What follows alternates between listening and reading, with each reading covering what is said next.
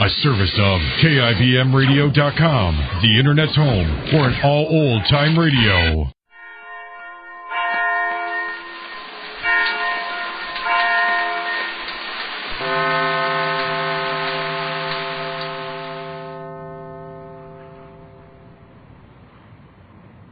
State your name and prison number. John Newton, Folsom 3375-4. State your age. 27. Charges on which you were convicted. Harboring a criminal, practicing medicine unlicensed, manslaughter. Sentence now being served. 10 years. I've served 2 years and 3 months. I'm therefore up for parole.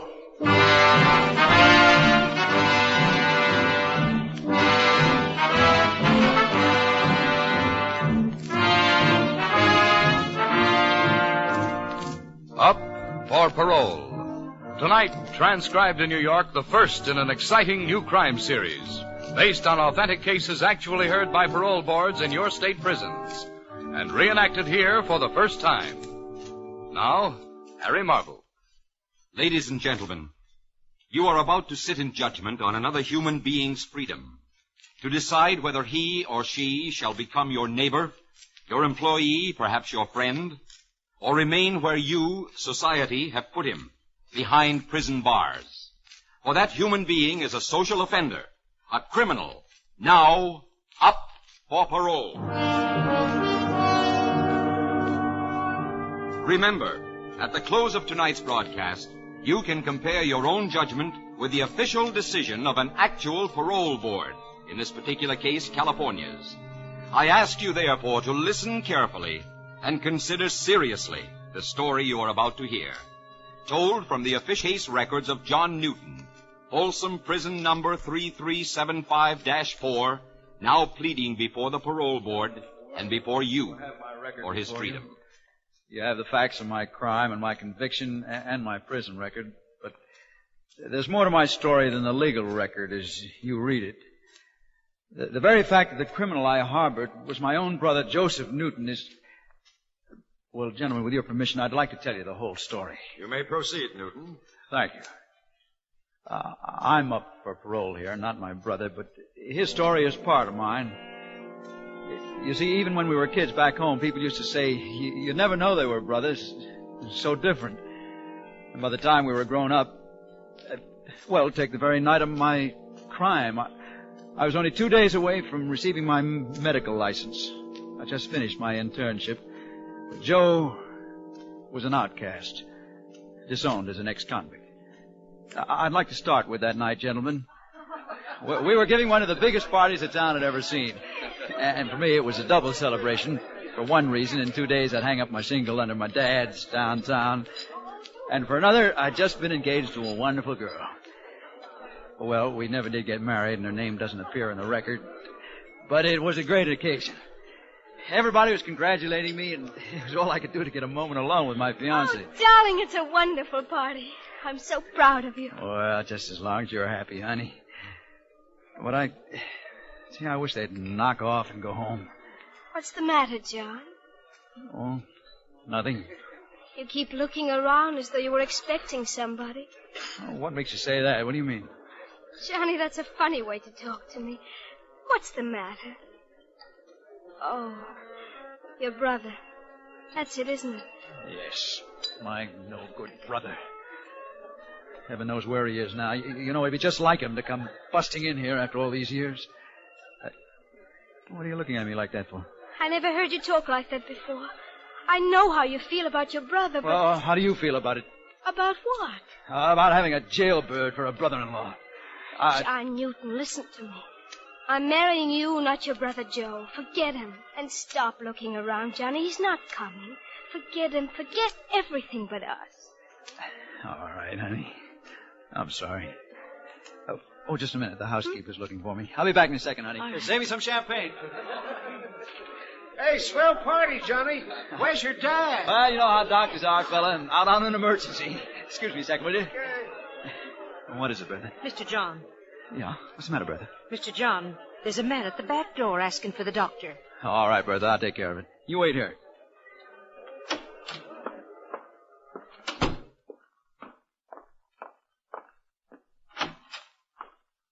doctor? Oh, I'm sorry. My father's a doctor. He's on the case right now. Lady tells me you're a doc, too. I will be in 2 days. What can I... Are you or aren't you, bud? I finished med school, but I can't practice until I get my state license. Well, that's good enough. Come on. We're going for a ride. What? What? Say, what is this? It's an emergency, bud. Come on. I told you I'm not a doctor. You'll have to... Okay. You might as well know. It's your kid brother. Joe. Now what? Where is he? He's downtown in your old man's office. Well, you coming? Is he hurt? Why do you think I came after a doctor? All right. Let's go. The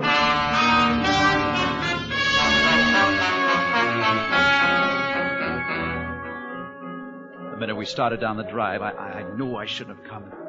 Joe always meant trouble. But an emergency was an emergency. Wheeling out the driveway, we scraped my dad's favorite tree. And thinking as I was of Joe, that started me remembering the time he ran the lawnmower into that very same tree. The time he smashed the glass case over Dad's microscope. And the time he got caught taking home some chemicals from the high school chem lab, and we both got a lecture from the principal. Just a minute, Newton. Sir? About that affair in high school, the chemicals. Yes, sir? According to the district attorney's abstract here, an interview with the principal, you had persuaded your brother to steal the chemicals for you so you could do some experiments at home. Is that true? Oh, well, yes. Proceed with your story. Yes, sir. We tore out the drive and on through town, and I couldn't get a word out of the driver, so I kept thinking about Joe. Joe, always the bad boy. And myself, Dad's boy, Mama's boy. I could almost hear my dad saying, John, your mother and I just can't do a thing with Joe. Heaven only knows how he'll turn out. I guess we'll all have to pin our hopes on you, John. Yeah, I was their boy. I went through high school, correction school for Joe. College for me and a new convertible. For Joe, a stolen car and the reformatory. Med school for me, the state pen for Joe.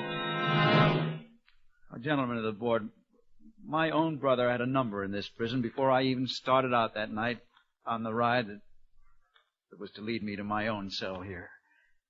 And that's why I say that his story is part of mine, because traveling those streets that night, I realized for the first time that maybe it was the raw deal that he got from my father and my mother that made Joe the bad one. And now, in the middle of the night, he turns up again in my father's office in trouble.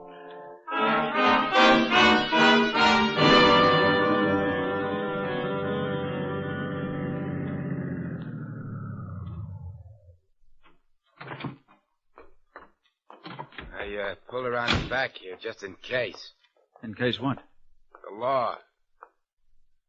Look, am I going to have trouble with you? Well, what's the law got to do with... The kid wants to tell you that's okay by me. There's no time to ask any questions. Come on. Look, Doc, are you with us or not? How'd you get in there without a key? Jimmy the door. Pull the shades down so we can turn on the light.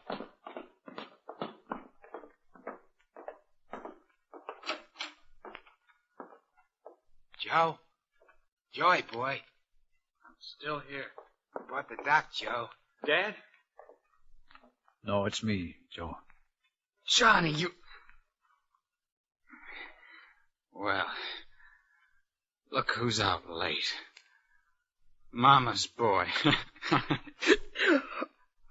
Can't you do something, Doc? Doc. You made it. A medic. What do you know? All I know is that you're hurt. What is it, Joe, an accident? Yeah, sure. All right, let's have a look. Yeah, take your hands away from your chest. That's better. Hey, you. Me? Hand me that scissors. Yeah, sure.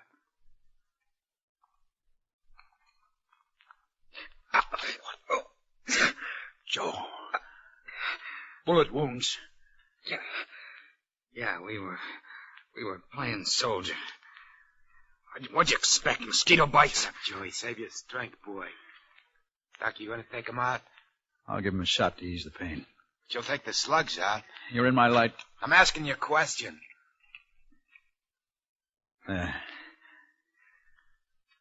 That'll let up on it, Joe. I said, are you gonna work on them slugs? Answer me! Look, Joe, listen to me. I'm not a doctor yet. Not legally. 2 more days and I'll have my degree and then my license. But if I work on you now... What do you mean now? Shut up, French. Look, Joe, it's this way. If I operate on you, I'll be breaking the law. The bullet wounds, Joe, I have to report them to the police anyway. Can't you see, Joe? I'm on a spot. I told you, Joey. I told you we shouldn't have come. Joe, why did you have to turn up for anyway? Where else could I go? Where could I...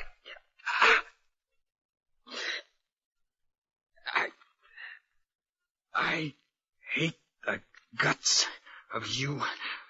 The whole bunch of you. But where else could I go?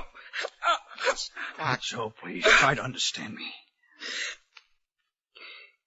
You rotten family.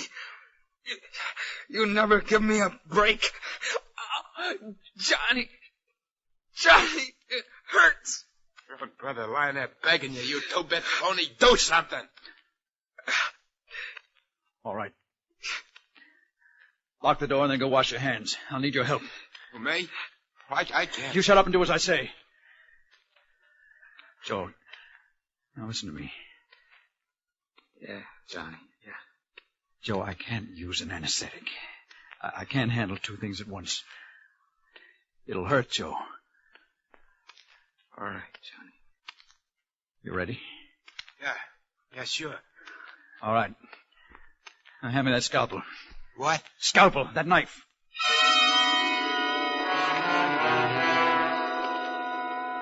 Well, I sterilized the instruments and then I went to work.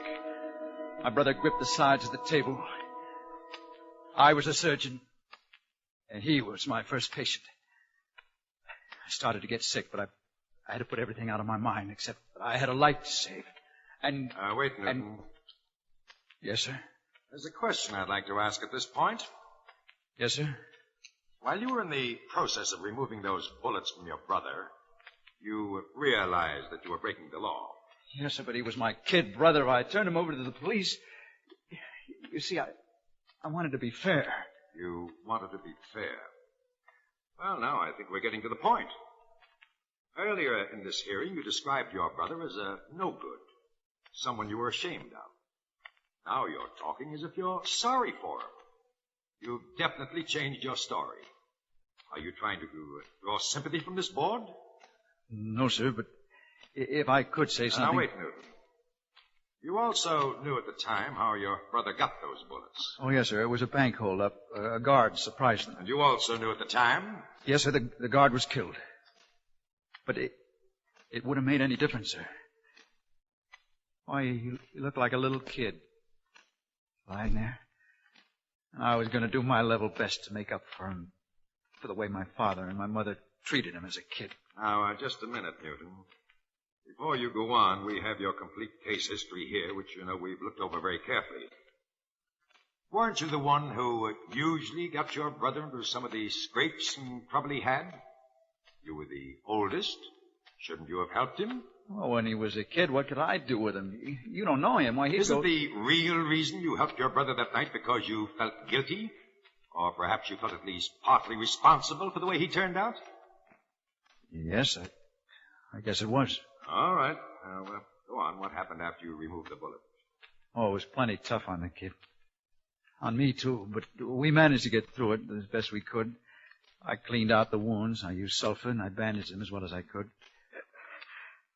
Is it over? Yes, Joe. It's all over. We'll take a couple of minutes, and then we'll take off. Where? A friend of mine's got a cabin up in the woods. I'll leave you there in my car, and you can hide out until that wound's better. I gotta get up, Johnny. I gotta hide out. Sure, Joe, I know. Don't worry. Don't worry, huh? How do we know it's okay? What kind of a rat do you think I am? Doc, I don't know. But you better not remember anything about anything. You get it?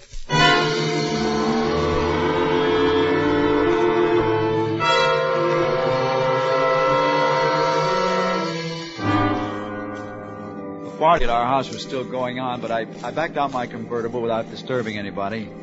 I led them back into the hills to my friend's summer shack. I repaired a couple of stitches on Joe's chest, warned him not to move, and then promised to come back in the morning. And then... You promised to come back? Well, why? Well, in a medical capacity, sir. Post-operative treatment, perhaps hypo, change the drains. I see. Shall I go on, sir? Yes, you may continue. What did you do then? I drove home, sir. Directly? Yes, sir. I have a map before me of the route you took from the mountains. Yes, sir. Your road passes the state police barracks. Now, it seems to me Oh, that yes, sir. I passed the barracks, and then I turned back. I intended to report the whole thing to the police. The DA's transcript states that you declared, and I quote, "I drove straight home without stopping or turning." End of quote. Did you say that? Oh, yes, sir, but may I explain, sir? Yes. You see, sir, I intended to stop at the police barracks. Oh, in fact, I could have reported it at that time and kept myself in the clear. But you didn't? No. Because you couldn't face your father after he knew what you had done. Is that it? Yes. I knew it would kill him. So, I went straight home.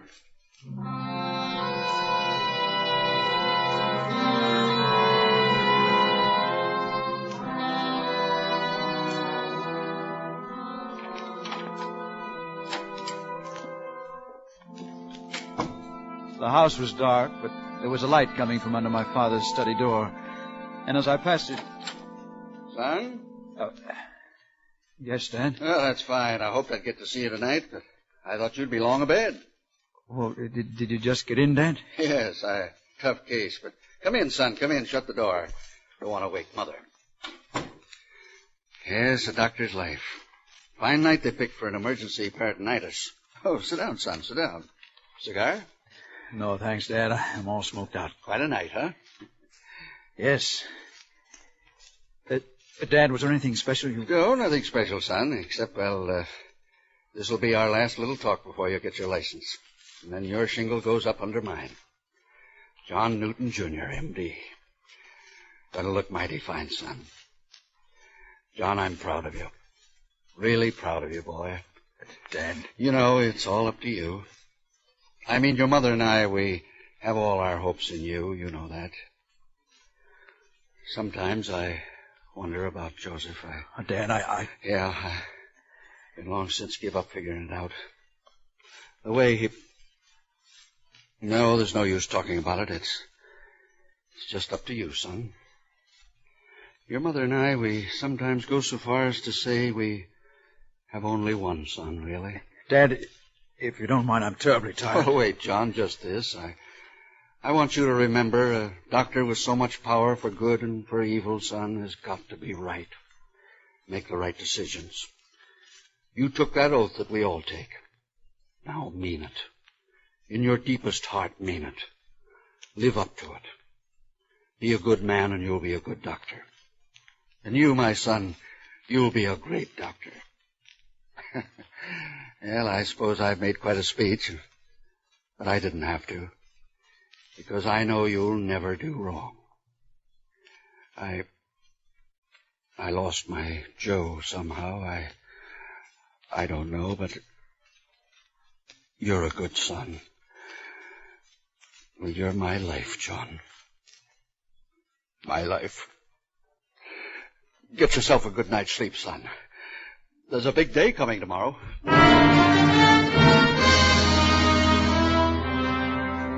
Sleep? Over and over, I probed for bullets in my brother's bloody chest. Over and over, I tried to cry out to my father, Dad, you don't know me. I'm a criminal. I've broken the law. I'm a criminal, Dad. I'm a criminal. But dreams cry and cry, and no words come. And soon, it was dawn. I made some excuse to Dad, something about picking up a bag. I checked, I don't know. I headed for the cabin where my brother was hiding out.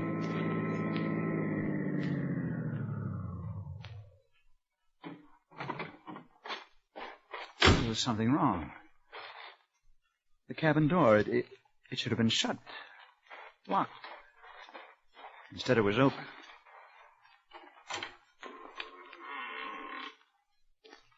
Joe? Joe? Frenchie? Nobody there. Torn bandages on the floor, bloodstains. I turned to go. I figured Joe'd run out on me. Didn't trust me. Joe running away again. I realized then, you see, I thought I'd be able to straighten him out. But I was wrong. Well, I walked to my car, and there was a man standing beside it with a shotgun. You, looking for someone, Doc? Why, no, How'd you know I was a doctor? Been expecting you. I'm from the sheriff's office. Oh, I see. How did you know? Well, I shouldn't tell you, but seeing who you are and all, the other hoodlum spilled it all. We got 'em both. Could I ask the charge? Hmm? I mean, I am under arrest, I guess. Yeah, you are. As for the charge, well, illegal operation, failing to notify police, and harboring a criminal. My own brother, Sheriff. Law don't recognize kin, Doc. Or to warn you, anything you say can be held against All right, let's get it over with. Take me in. Yeah, sure, Doc. No. You draw it. Oh, wait. Tell me, Sonny. Does my father know? About you? Your brother? About both. Oh. Your brother? Yeah. You? No. You'll find out when we get there. Come on. Let's go, Newton.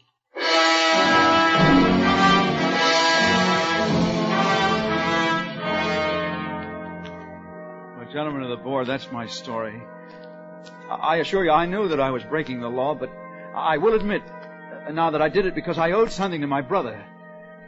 And my primary intent was to make up to him in some way for the wrongs that my parents had done him, knowingly or unknowingly.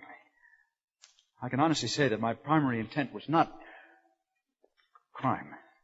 Newton, if you are paroled, what means have you for earning a living?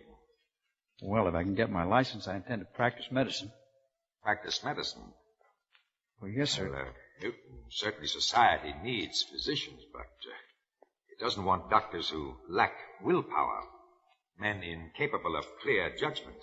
Now, we can't gamble. You understand? I know, sir. But I would like to say that I understand myself now. How do you mean that? Well, sir, I haven't wasted this time in prison. I think the warden will tell you I've done all kinds of work. I've worked in the hospital, for instance. Oh. Lately, I've been a full-time orderly. Oh, I see. Go on. And I've resumed my medical studies. How's that? Well, I made up with my father, sir. And he brought me medical journals so I could keep abreast of things. All I can say is, sir, if I do receive my freedom, I'll try very hard to live up to your trust in me. Very hard. All I ask is a chance. Well, that's all I have to say. That is all you have to say, Newton? Yes, sir. Well, it seems to me you've left out perhaps the one essential point on which your chances of parole might depend. What happened to your brother? My brother? Yes. Finish your story, Newton. My brother died. As a direct result of your operation. The record shows he was trailed to a downtown hotel in Los Angeles. Got on arrival. Yes, sir. Now, you realize he would be alive today if you'd reported the injury and he had been taken to a hospital. Yes, sir. He'd be alive today. All right. Just step outside a moment, Newton. With the guard.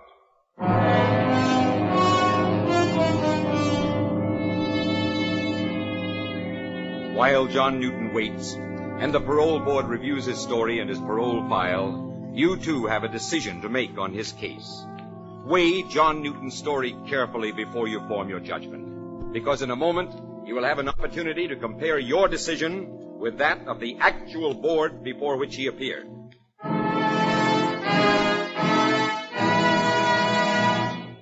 But first, in the old days, my lord and my lady had to wait 6 months or more for the wandering troubadours to turn up with the latest ballads. Today, all you have to do is listen in on Saturday nights when Vaughn Monroe's Caravan comes along with the week's 5 top tunes as chosen by Variety. Vaughn brings you his great band and distinctive style of singing, not only in the 5 top tunes, but also in the songs of a famous college fraternity or sorority each Saturday. Be listening this Saturday, won't you?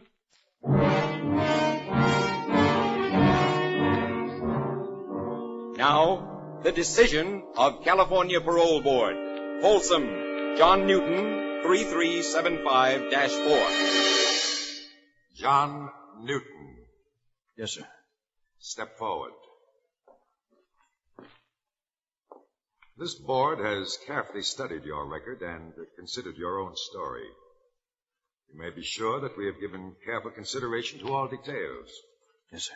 I must inform you, however, that there was some doubt as to your own interpretation of your basic motives in transferring the blame for your own, well, shall we say, delinquency upon the attitude of your parents toward your brother and yourself. And, well, you were informed, I believe, that decisions of this board must be unanimous. Were you not? Oh, I didn't know that. No, sir. At any rate, we did come to an agreement, Newton. A unanimous decision. Yes, sir. That decision is parole granted. Thank you, gentlemen. May I go? Yes, you may leave. Oh, Newton, this board will make every effort to help you obtain reinstatement with the state medical boards. So, good luck. Next case.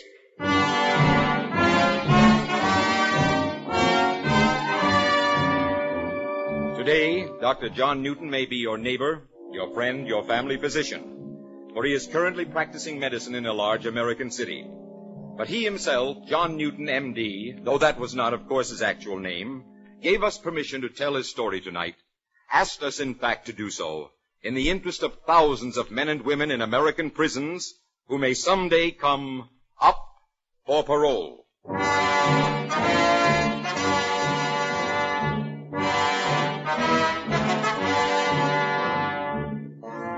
You have been listening to Up for Parole, transcribed in New York, with Chet Stratton. Written by Alan Sloan, directed by John Dietz, with music by Harry Salter.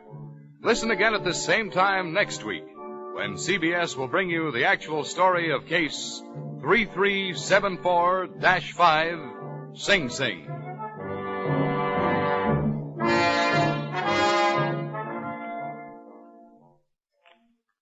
Yoo-hoo, Mrs. Bloom, Molly Goldberg's famous invitation to fun in the Bronx now echoes across the country each Saturday night on CBS.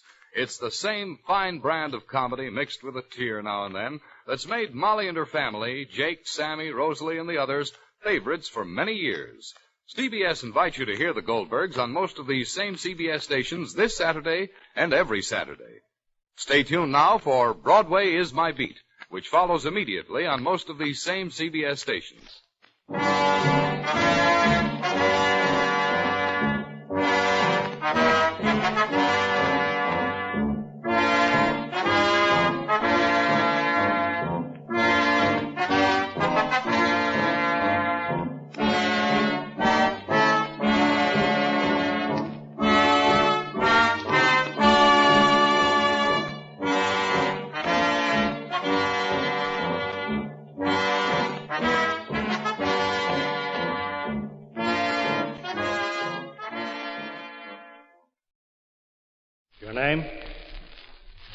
Botwin. Your age?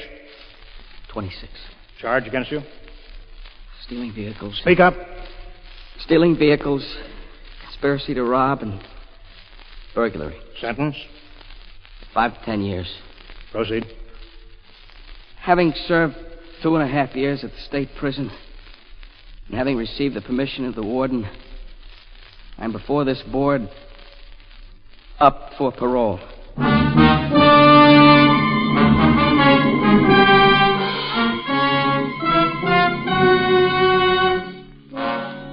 Tonight again, another in the exciting new crime series, Up for Parole. Authentic Cases is actually presented before the parole boards in your state prisons and told here for the first time. Ladies and gentlemen, you are about to sit in judgment on another human being, to decide whether he shall become your neighbor, your employee, perhaps your friend, or remain where you, society, have put him, behind prison bars. For that human being is a social offender, a criminal, now up for parole.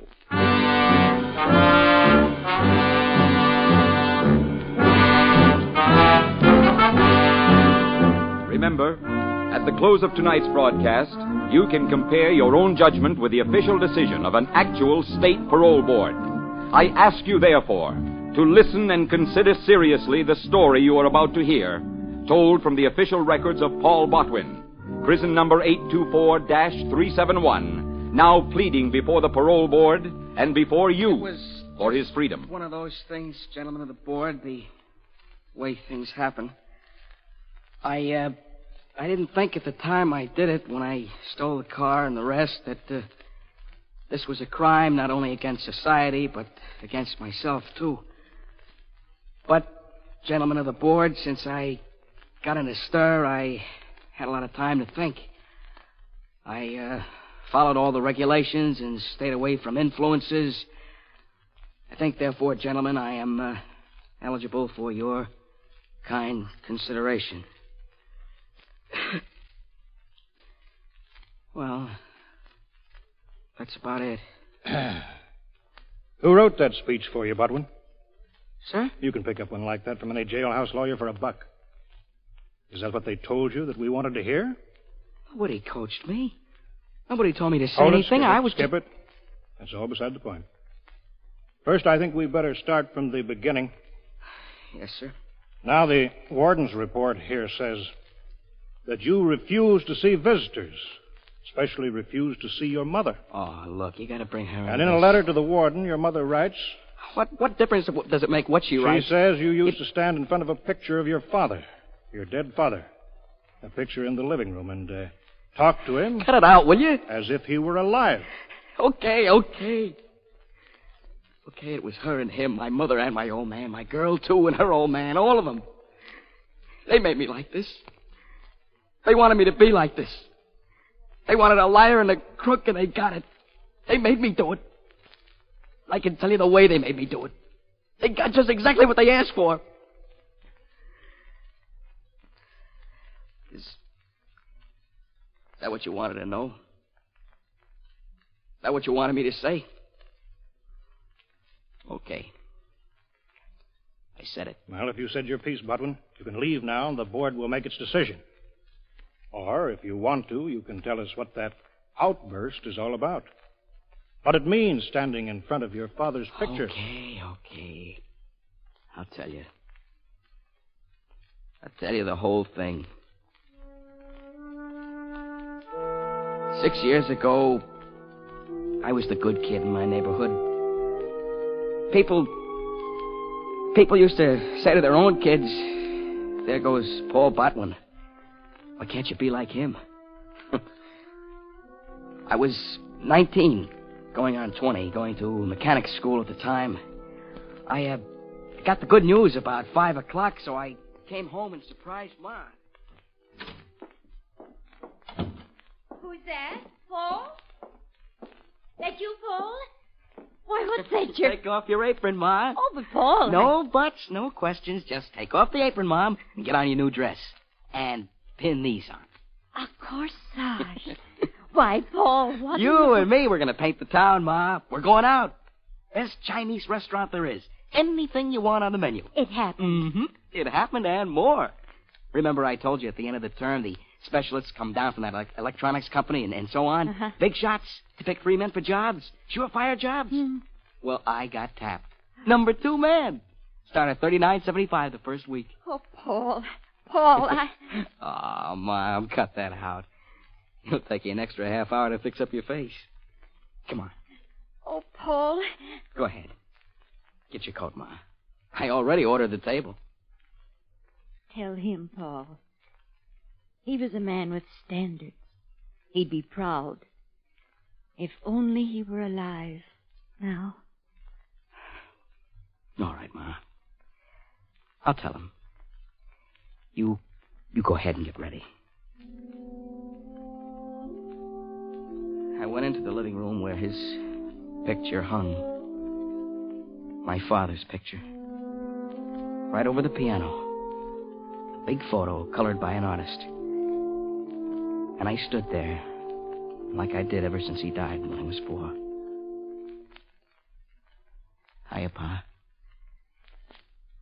Ma thought you ought to know about me being picked out for the job and all that. It may not be much, but I'll work hard. I'll make you proud of me, Pa.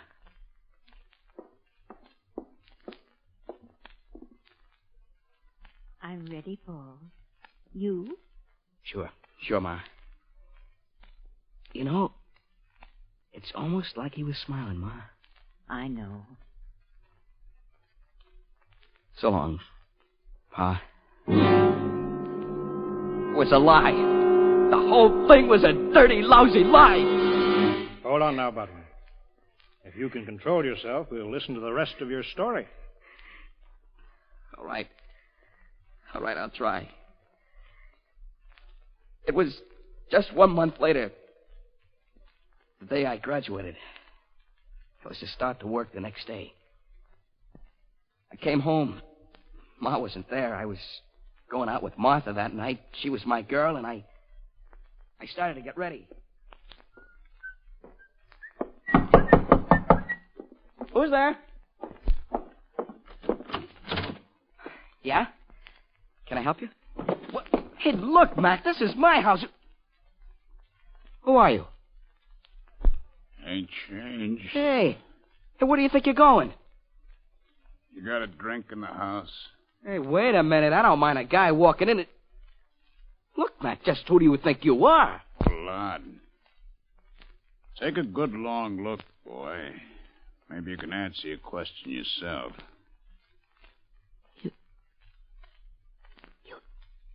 You aren't. Uh-huh. That's just who I am. What'd she tell you? You can't be. Leave it to Emma, good old Emma. Always tell the truth, never lie, never steal, She told you I was dead, didn't she?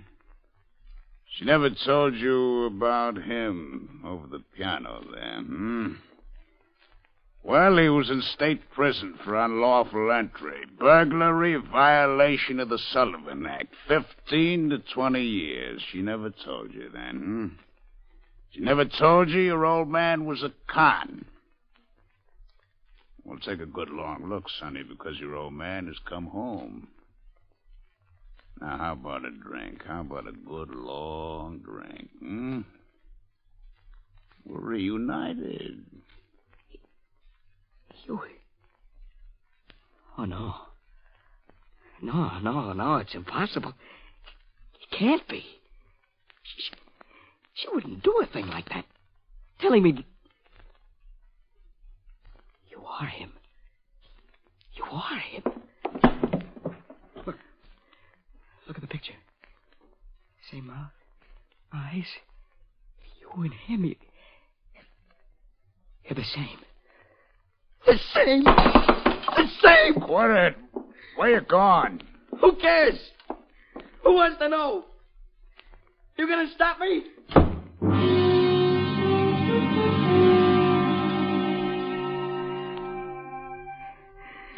The next 24 hours, The whole world fell on top of me. A whole life, a life of lies. Everything I thought was decent was phony. Everything I believed in was a lie. I didn't know who I hated more, my father or my mother. What did I care what happened? My job, that didn't matter. People I knew were saying things behind my back, lies, saying they knew it all along. I was too good to be true. Well, okay, I said. Okay. I'll be what I am. The son of a convict.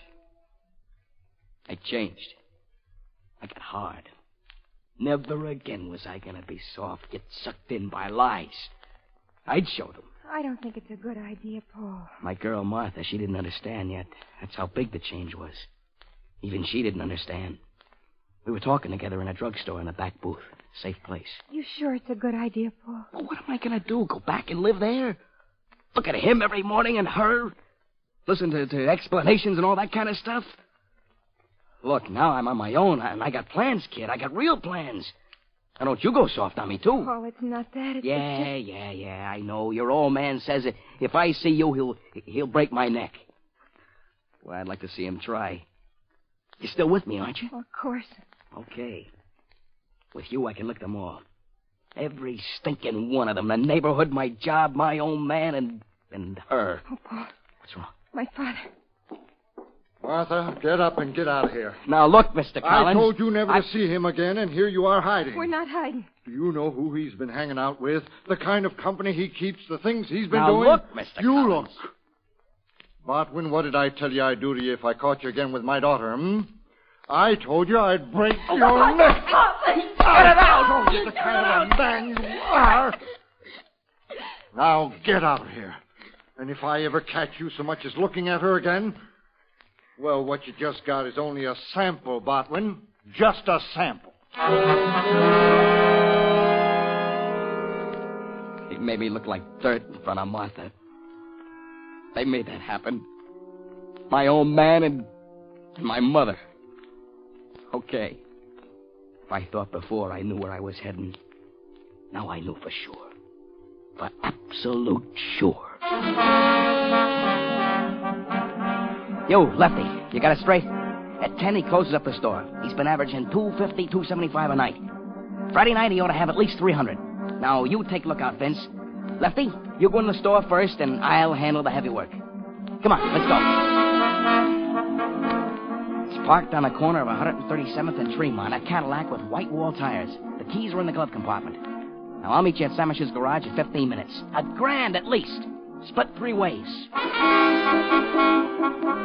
Look, Bud, I said everything in the register. Yes, but I already told you. You told me enough. Now I'm telling you.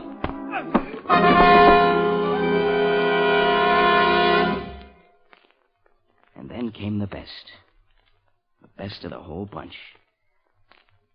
I was watching my step, staying in a friend's place. And he found me. How? I don't know. He got the right knock, and I opened the door. Oh. But, my old man.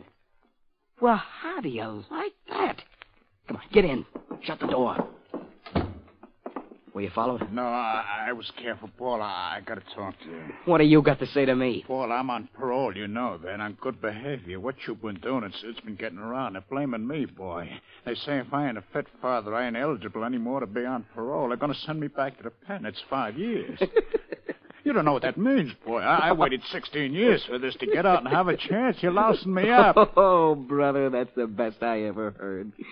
They're going to send you back for being a bad father. Because your son is doing jobs in the neighborhood. Well, what are you going to do? Ma says it's... Shut up, and I'll tell you. Do I care about you going back to prison? Sure I care, Pa. I care so much that if I had any spit to waste, I'd spit right in your eye.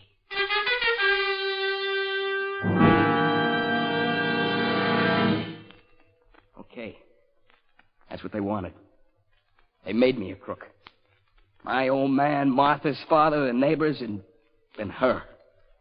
My so-called mother. They got just what they asked for. that what you wanted to know, gentlemen of the parole board? That wasn't the end, was it, Botwin? That was just the beginning. There was arrest, too, for the car theft. Sentenced to Pine Hill. It was the first prison term. And then there was more. Uh-huh. You want to hear that, too? All right. I'll tell you.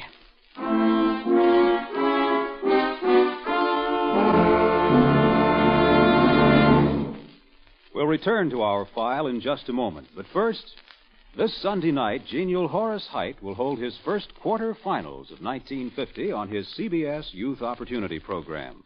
During these first months of the year, Horace has been making the rounds of the towns and cities, finding new and fine young entertainers. And the pick of these will compete this Sunday night, when Horace Heidt's original Youth Opportunity Program comes round on most of these same CBS network stations. Now, back to the true story of Paul Botwin, prison number 824-371, the man who is up for parole. Proceed, Botwin. I did my time as best I could at Pine Hill. They treated me fair. They tried to give you a break. I served my time, and after a year, I got out. Mm-hmm. You were at Pine Hill, an institution for first offenders, a Wallace prison. They got schools there, no hard labor.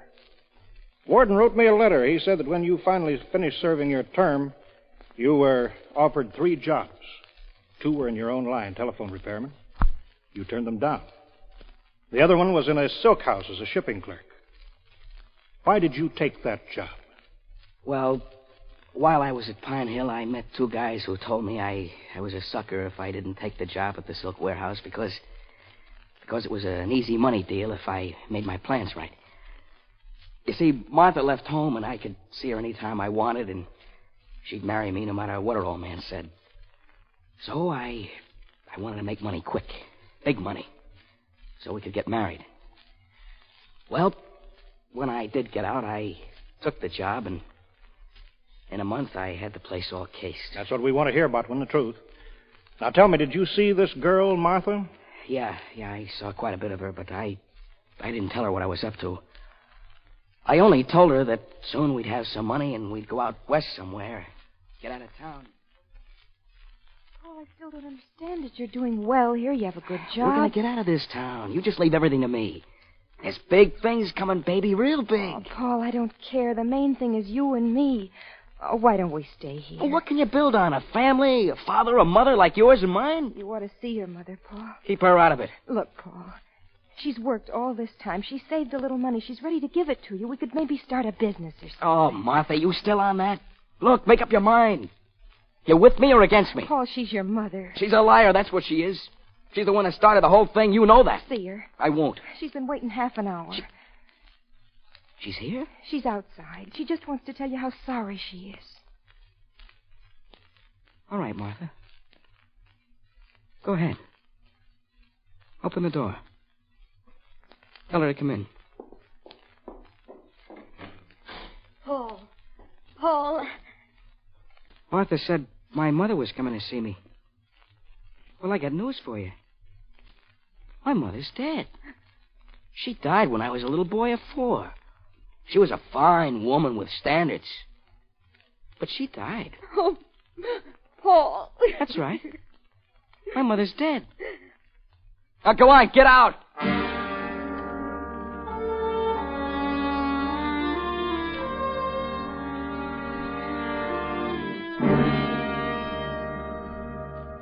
Botwin. Yes, Mr. Chairman? Board would like to know if that's still your attitude. Oh, I know she's alive, if that's what you mean. I also meant that during your stay in the state prison, you've consistently refused to see her, to open her letters, or to write to her. That's the way I feel. Right now? I just said it. Go ahead. So I went on with the plans I had. A heist job at the silk plant. Because that's what they wanted me to do. Okay? That's what I was going to do. First, I saw the fence. Lined up. You got the truck tag, right? Right. You're doing delivery on the truck right in the back. Yeah, that's right. Okay. Truck's due at the plant in Coopersville. 47-minute run. Timed it to the second. She blows a tire in the turnout over near Fremont Road. While you're fixing it, our trucks drive up. Tom Zane, the company driver, you take care of. Our boys will slide the silk into the trucks. Mm-hmm. One heads for the Intercity Bridge. The other takes the North End Tunnel. You get $10,000 for the job. The rest goes to me.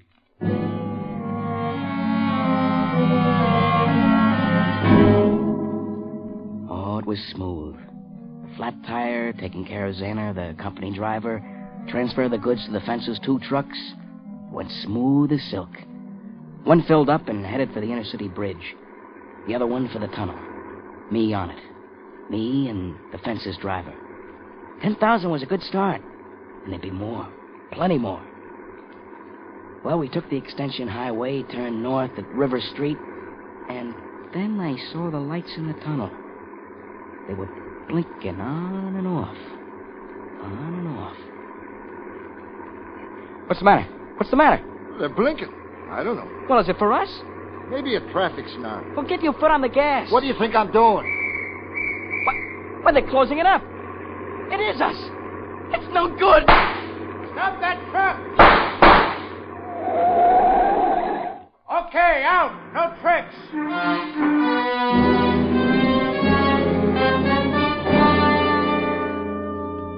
They gave me the business in court. I took a plea. Guilty. What did I care?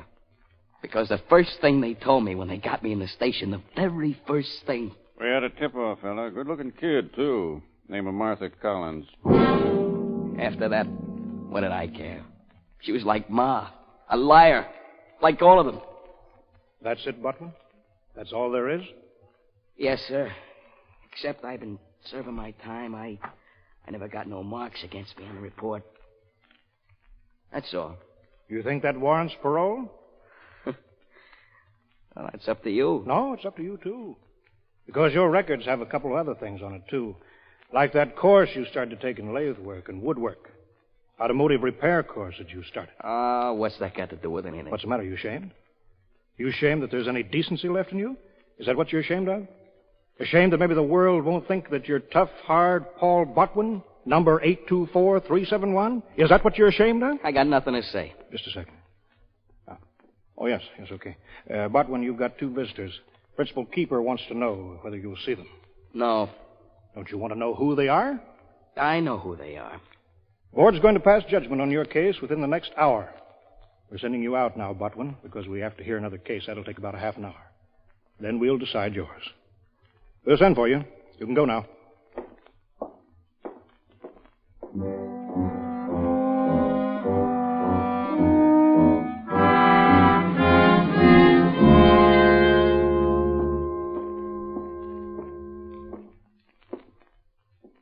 Hello, Ma. Hello, Martha. Paul, just one thing. I never tipped off the police. They just said I did it so you'd tell about the rest of the gang. I thought you ought to know. Thanks. But that's not important. The important thing is... Oh, Paul, I feel so guilty about how little I made you understand. I wanted you the way you were before. I didn't want you and me against the whole world. I wanted to be part of the world with you. That's all I ever wanted. Can you understand that? Yeah. Paul, can I say something? In my own stupid way, I thought, I'll save him. I'll save my boy by keeping the truth from him. But you can't build a life on a lie like that. And, well, now the only thing I care about is... Well, I hope you don't hate me too much and you won't hate me forever. Oh, Ma. And one thing, too, you ought to know, Paul. Your pa, Paul, he died. He died because he had nothing. Not you, not me, nothing. And, well, I was the cause of that, too. That's all. Martha, we better go. Yes, Mrs. Botwin. He died because he had nothing and... Oh, what's the use of talking? What's there to say? Goodbye. I'm glad you came. Botwin.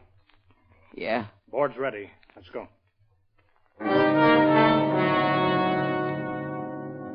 Is there anything else before we decide, Botwin? No, sir. No, that's all. Botwin, all along you've showed two sides of yourself. The decent side and the self-pitying side. The side of you that says, I got shoved, hit, okay, I'll shove back. But there's another you, Botwin. There's a young man there who wants to belong, to embrace his mother, to get married, and all that implies. Oh, what's the sense? Come on, get it over with. You had something to say? Yeah. Yeah, I got something to say. My old man's dead. You know why? Because me, his son, I spit in his face.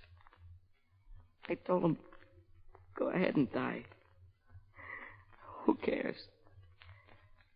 I didn't care what happened to him, to them, to me, to anyone. I killed him. That's what I wanted to say. That's all? Yeah. That's all. All right, Botwin. Board will make its decision. Step outside with the guard.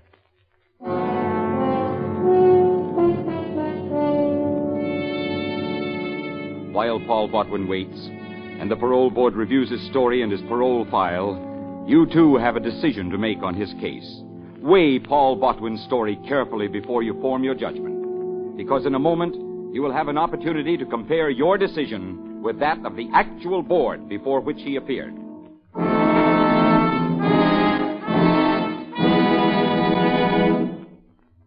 The cream of the fun and songs on Arthur Godfrey's daytime shows are now brought to you in a half-hour special Godfrey Digest every Saturday night on CBS. So if you want a fast half hour of humor and songs by Jeanette Davis, Bill Lawrence, and the Mariners, listen in every Saturday night to the Godfrey Digest on most of these same CBS stations. And now back to the case of Paul Botwin, who is up for parole. Paul Botwin? Yes, sir. When a prisoner has learned a lesson after his harsh years of incarceration, when a man begins to learn a bitter lesson, this board will always be sympathetic. When a man stops blaming society for his shortcomings and begins to place the blame where it belongs, upon himself, he's learned the basic truth.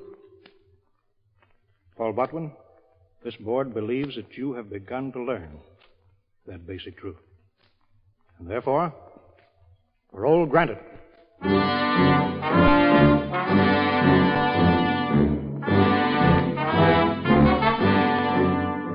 And today, Paul Botwin, paroled prisoner, is a telephone linesman in an eastern city, a useful citizen, a married man with a son of his own. Paul Botwin has justified the faith you and your parole board placed in him when he was up for parole.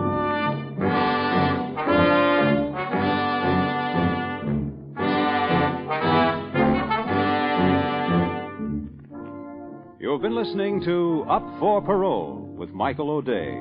Written by Arnold Pearl and directed by Mitchell Grayson. Researched by Wally Gould. Music conducted by Harry Salter. Listen again at this same time next week when CBS will bring you the actual story of Case 33750B. Up for Parole.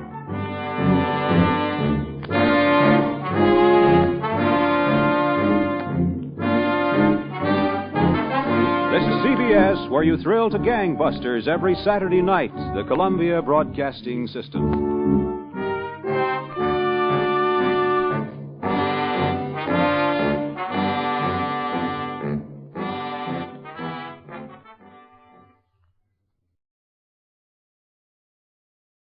Name? Eddie Locklear. Prison number 33476-4. Age? 24. Charge? Grand larceny, first degree. Jewels. Sentence being served? 5 to 10 years. I have served out 3 years and 4 months, and now I'm up for parole.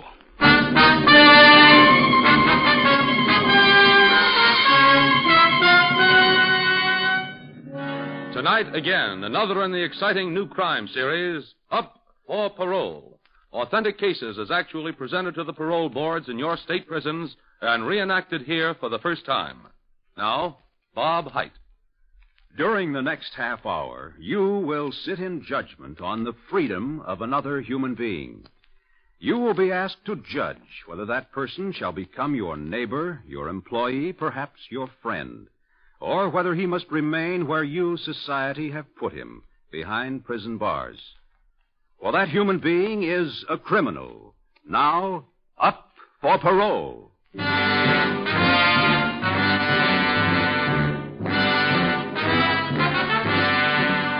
The story you are about to hear is taken from the official records of Eddie Laughlin, prison number 33476-4. Up for parole. And Laughlin, having served such a portion of your sentence, you're entitled now to tell this board your story. That is, the facts bearing upon your crime. Go ahead, Laughlin. Yes, sir.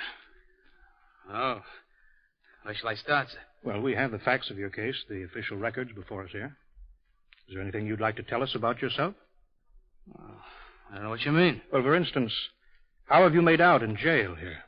I'm doing my work, minding my own business. What kind of work have they had you doing? Down the radio repair shop. I was always interested in radio.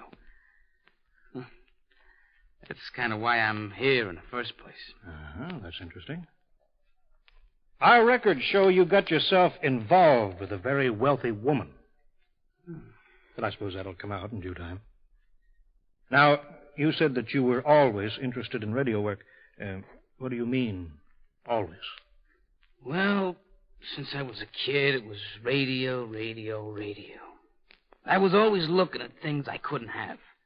Always walking around the streets with my girl.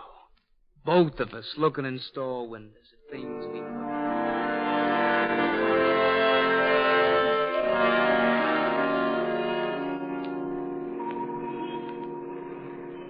$55 for a radio amplifier. That's a lot of money. Oh, if I could get the parts, Kathy, I could make it for half. Now, you take a thing like that modulation transformer. Oh, Eddie, come on. All you think of is radio. Sure. Look at that stuff. Volt-o-meters, power transformers, crystal control transmitters. But you gotta have dough.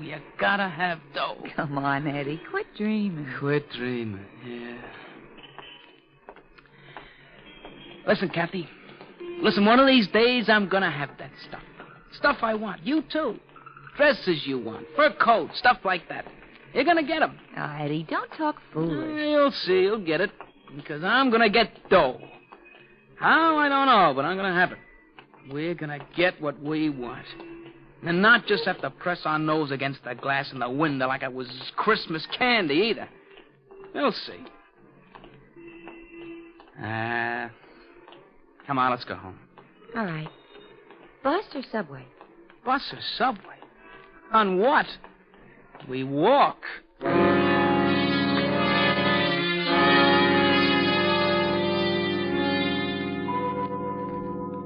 I come home that night, or one night like that, I don't know, back to the tenement. I was anxious to get back to my own radio work. In your home? Our flat. 2 rooms. My ma was a scrub woman. My kid sister was sick all the time.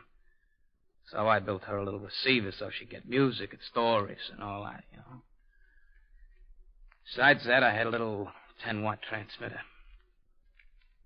I come to the house, and there was fire wagons pulling away, water in the gutter, and a rotten, smoky smell in the hallway. Come upstairs into the flat.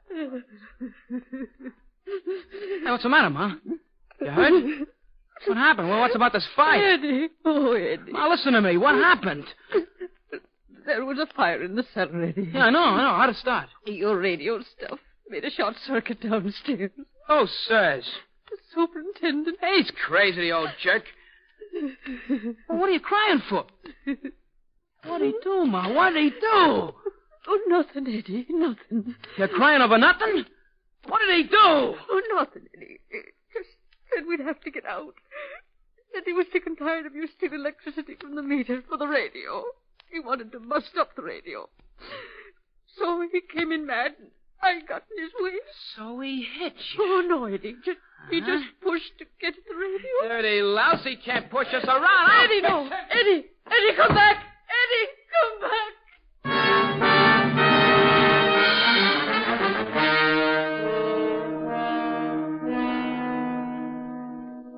Like I said, I was a tough kid. Well, we had a little fuss, Super and me. That's all. That's all. According to these records, it was enough to send you to the reformatory for 2 years. Superintendent was seriously hurt. He was in the hospital for 6 months. Oh, I just pushed him like he pushed my ma. I fell down the stairs. You were avenging your mother. He was. On a 67-year-old man. You went out looking for him. Looking for trouble. He came looking for me, and he took it out on my ma. Just one more question. You said you had some radio equipment in the flat. A radio for your sister and a transmitter? 10-watt crystal. I built them myself. Your family was very poor. Where'd you get the parts? What? Well, you know. We don't know, Buckland. You can scrounge that kind of stuff from shops, stuff from second-hand, tear-down jobs. I got some of it from a friend of mine's uncle. Larry's uncle? Yes. Did Larry's uncle know you took it? No. All right, Lachlan, let's go on now. What happened when you got out of the reformatory for the assault on the superintendent? I stood out a couple of months. And then? Back in. Couldn't keep out of trouble? Well, I was just a young kid. How old? At time, 16, 17. Do you think you've learned anything this time? Now that you're older? Oh, yes, sir. I had plenty of time to think and make my mind up to go straight. Honest. Mm-hmm. Well, let's go on, Lachlan. When you got out of the reformatory the last time. Yeah. Kathy was waiting for me, I remember, when I come out of that gate. Oh, I was sore. I walked right past her. I wouldn't even talk to her. Eddie! Eddie, it's me! Eddie, don't you know me? Yes, I know you. Who told you to come? What's the matter? Can't you trust me 1 minute to myself? Can't you even trust me to keep my nose clean the first day out of jail? Oh, Eddie, don't be mad. I wanted to surprise you. I got news for you, Eddie. I had a special reason to come up to tell you something. Eddie, it's going to be all right. Sure. Now I got a swell record and no job. All right. It is. You remember Larry's uncle, the one with the radio place? Larry Walker's uncle? Yeah. His uncle died, Eddie. And guess who's running the radio shop? Larry? No. Yes. Larry, a radio shop? What does that guy know about radio? Oh, honey, you're laughing already. Yeah, I gotta see that. You're gonna, Eddie. That's what I came up to tell you.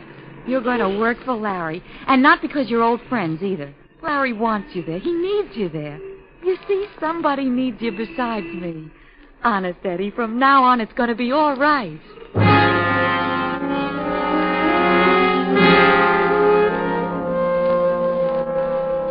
It was all right, too. Larry did need me. Like I told him, guys he had before me were rooking him for plenty. Buying Army surplus stuff and billing them list prices. That Larry. Right away he wanted me for a partner. He offered me a partnership for $1,500 if I could raise the dough. It was a start. I knew I could build it up. First I made some testing panels, some FM stuff. I started reading up on television. We really went for that stuff, Larry and me. So you had plans to build up the radio shop? Yes, sir. Because I wanted to marry Kathy. How does that fit in with this rich woman? This, Miss Bradley? Claire Bradley? Yes. What about her? Well, the whole thing was a mistake. It was a mistake right from the start. She even got our radio shop on the phone by mistake. She meant to call a regular shop, but she forgot the phone. She was calling for a repairman. I said to Larry, I said, I got a date with Kathy. I can't go. I'll fix it up for you. He says, go ahead. We can use a business. All right, I said, I'll go. Where's the address? Park Terrace Apartments. Park Terrace? Boy,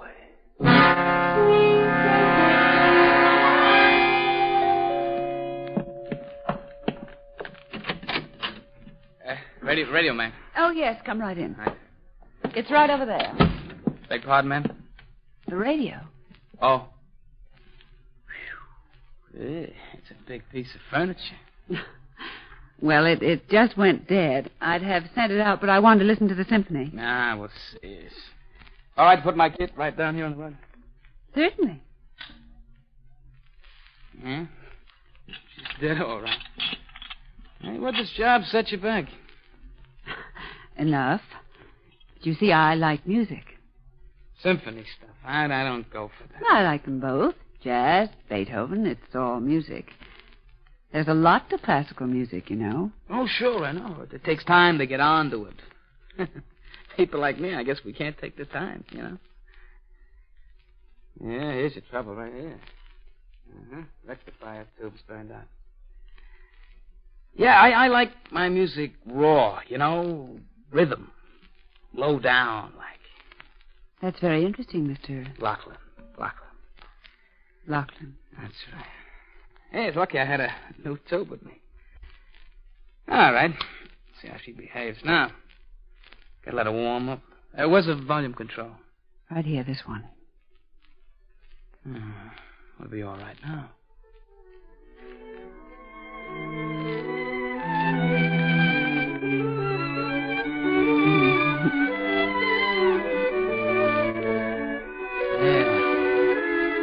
Mozart.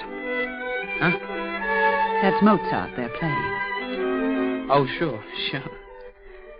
It's too thin for my blood, ma'am. I like something you can whistle, you know? Well, if you have any more trouble with it, let us know.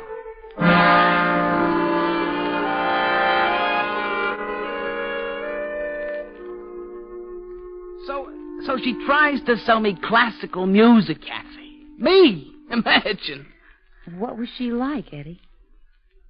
Are you jealous? Honey, I can remember the number of every tube in a radio, but I couldn't tell you the color of her eyes or the stack of Bibles. You know, the kind of rich dame, lives alone, enough dough to live on without working. Nice home? Park Terrace, the best. Pretty clothes? Honey, you'll have them someday. Listen, you wouldn't want to be her. Nice house, sure. Clothes, jewelry, sure. Yeah, sure. There she sits up in a classy joint. And what's she got? Classical music. Forget it. Let's go get some chow mein.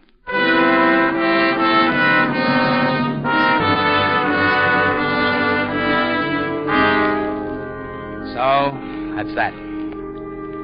A week later, the phone again. Claire Bradley. The radio's on the blink again. Can I come up and fix it? Well, sure, but this time...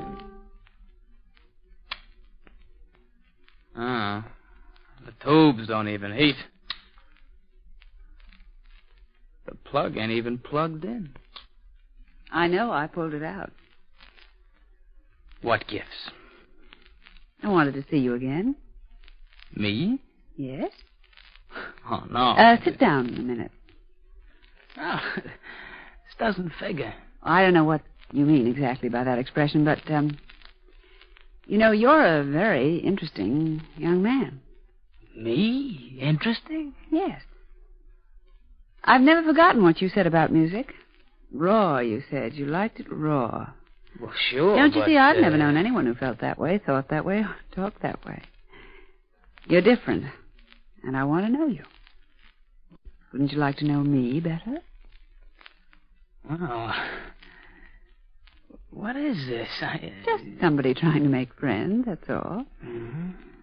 I know it doesn't seem to make any sense, but sit down, let me try to explain. At least stay a while, have a drink. Yeah, I could use one of those. Wonderful. You take soda or water, Mr. I don't even remember your name. I take my liquor straight. The name is Eddie.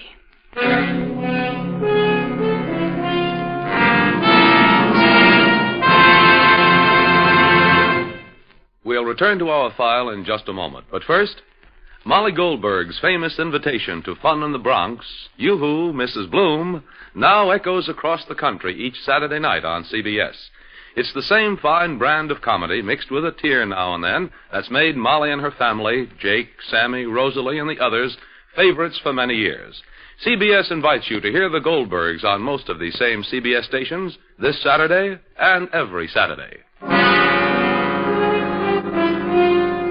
Back to the true story of Eddie Loughlin, prison case number 33476-4, the man who is up for parole. That's how it started, gentlemen of the board. Claire Bradley just wanted to understand me.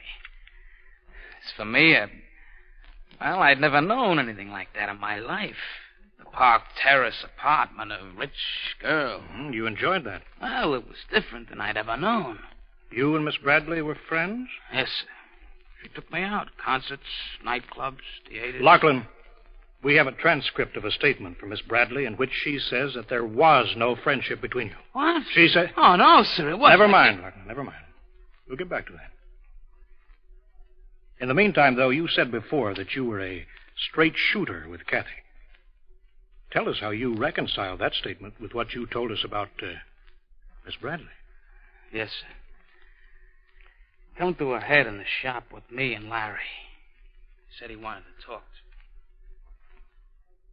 me. I hope you know what you're doing, Eddie. Don't give me that look, Larry. I tell you I know. This Kathy? Where does she think you go evenings? Babysitting? Outside jobs, I tell her. You're heading for trouble. Trouble? What kind of trouble? When I get tired of it, I'll brush the dame off. Dames. Claire Bradley's no dame. They don't brush off easily. Look, you're making something out of nothing. Me and Kathy, it's still a real thing.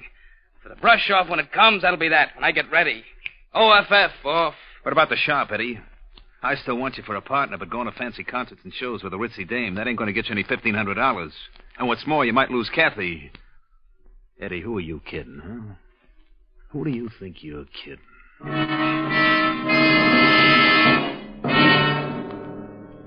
Well, I was thinking of what Larry said.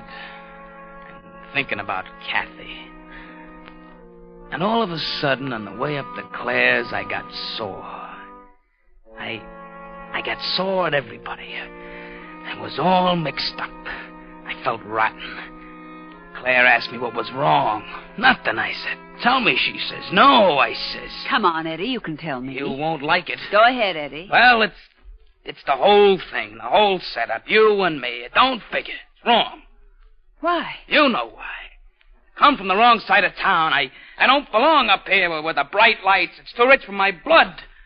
I want out. Eddie, please. Look, gonna make it easier for you. You want to know what I've been hanging around for? Money. Yeah, money. I need it. I need a lump of dough to get started, to buy into a radio shop, to marry my girl, if you want to know. First I figured you were a mark, and I got to know you, and now I... Claire, I just gotta get out. Money. How much money is a lump of money? Why? What difference does it make? How much is it, Eddie? $1,500. Why? That isn't so much. You. Haven't got much cash here, but if you won't go away, if you don't run away from me, why... Look, here, this bracelet. This ring, they're worth more than $1,500. Jewelry. Take it, you can pawn it, and then you can... No, I can't take it. You can pay it back when the shop's doing all right. Yeah, I could. I could pay it back little by little. No, I can't make a deal like that. It ain't fair to you. How do you know I'll come back? I trust you. Take it, Eddie. There. Oh, Eddie. Eddie.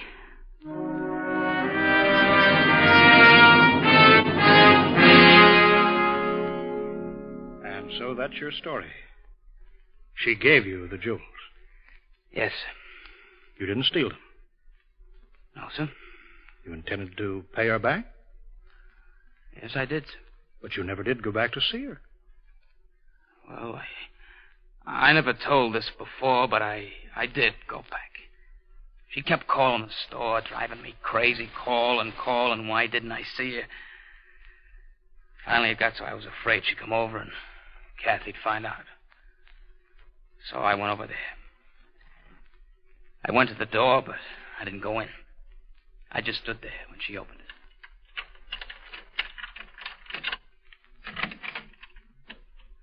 Claire, I'm not coming in. We're through. It's all washed up. As for the jewelry, I'll pay you back a little every week, the best I can. Eddie, don't make me beg. Won't do no good. It's all over. If it's money, if you need more money... Look, you can't buy me with dough. Buy you? Why, you're cheap. You're a cheap Oh, little... I'm cheap. Now it comes out. Wait a minute, I didn't mean it. You meant it. All right, I didn't mean it, you cheap... You think there's nothing at the other end of a telephone but a cheap radio repairman? Well, there is. There are insurance men. There are policemen. You wouldn't do that. Oh, wouldn't I? It's your last chance, Eddie. No.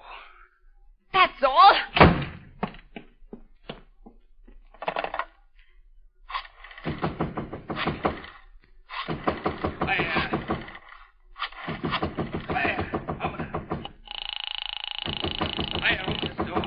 Inspector Becker, please.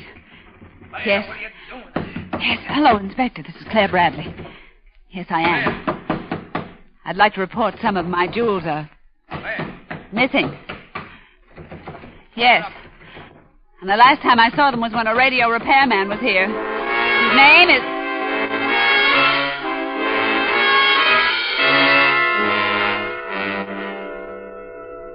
And you still say she gave you the jewels? She gave them to me. Yes, sir. But you pleaded guilty. Why? It was my word against hers, my record against a woman with money. Besides, the DA offered me a deal. What kind of a deal? Promised me if I'd plead guilty, they'd get me off light. So, you pleaded guilty? Yes, I pleaded guilty. But you weren't? No, sir. All right, let's return to Miss Bradley now. You say Miss Bradley was in love with you. At least your story seems to be intended to make this board gather that. Well, she was. Otherwise, she wouldn't have given me this stuff. Yet we have a record, a transcript of her statement to the district attorney, which did not appear in the court proceedings since you pleaded guilty. But Miss Bradley herself said, and I quote, "I did not at any time offer to lend or give Lachlan any jewels or money, and his claim that there was any friendship between us is as preposterous as it is criminal. In the first place, I didn't call him back to fix my radio. He came to the door about a week after his first call and asked how my radio was working.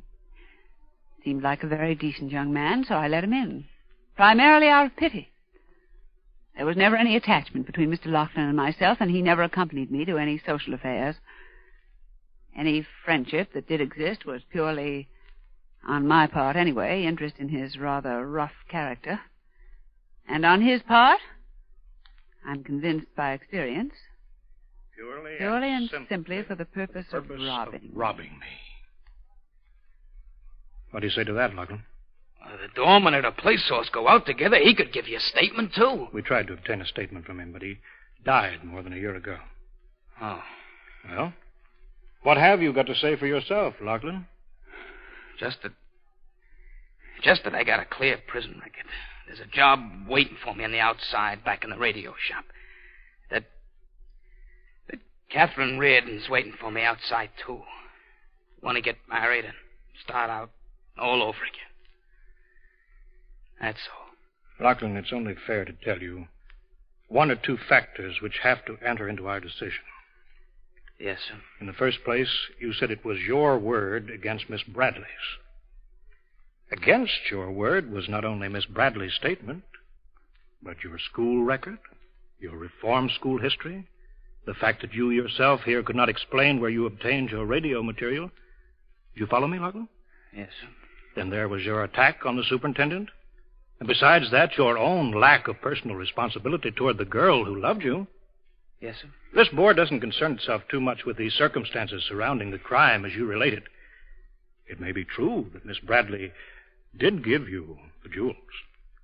But we have no way of judging the truth or falsity of your story. We can say, however, that your mother has told us that you were and that you are a good son. And Miss Reardon has complete faith in you. Do you know that? I know that, sir. But you must not forget that you have a sick, uncontrollable temper, which under stress of circumstance makes you unable to handle yourself carefully or even normally. Do you know that about yourself? I think so. Uh-huh. All right, Lachlan, the board will make its decision. Step outside with the guard.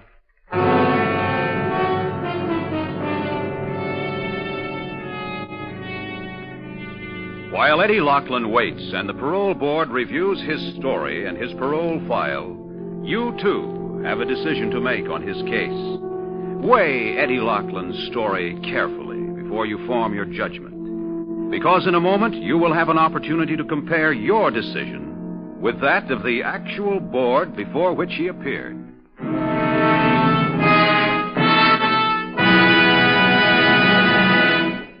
This Saturday night, CBS's Gangbusters program mixes a chocolate malted, a singing bug, and a desperate gun battle for one of its most exciting stories. This Gangbuster story has been taken straight from the Detroit police files and will be narrated by the chief of detectives of the Detroit police. You're cordially invited to hear this real-life anti-crime tale, the case of the reluctant Wheeler, when Gangbusters is heard on most of the same CBS stations this Saturday night. Now, the decision of the parole board in the case of Eddie Lachlan, prison number 33476-4, the man who is up for parole. Edward Lachlan, stand up. Yes, sir. This board has reached a decision in your case. Edward Lachlan? Sir? Mindful of your past resistance to normal ways of society, this board now feels that if you are placed in continuous custody of the proper person, you will strongly benefit. Our decision, therefore, is parole granted. You may go. Thank you, sir. Oh, Lachlan. Yes, sir. Don't take this wrong. But up to now, the best thing about you has been your best friends. Your mother, your girl, your friend Larry. They're waiting outside. Don't let them down again. I won't, sir. Never. Good luck. Next case.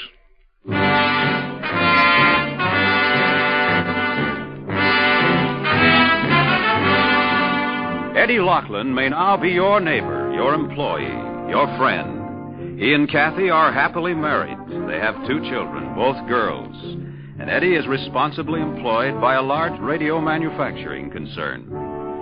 The true story of Eddie Lachlan has been told tonight in the interest of thousands of men and women in American prisons who may someday come up for parole.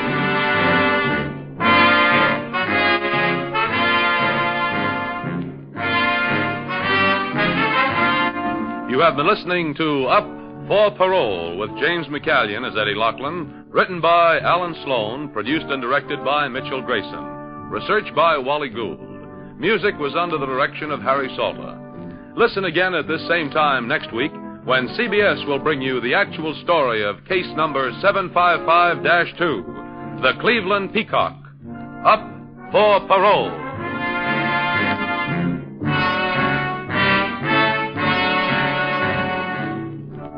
This is CBS, where you meet Gene Autry every Saturday night, the Columbia Broadcasting System.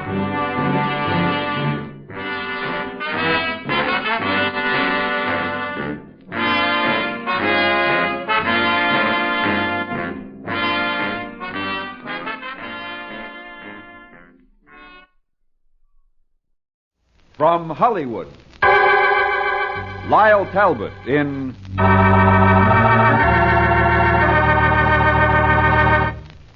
The Unexpected. The Unexpected. The Unexpected.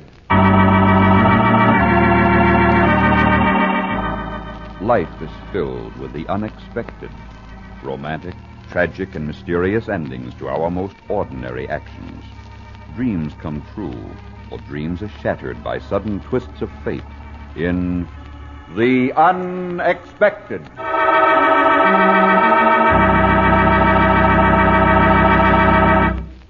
But first, a word from your announcer.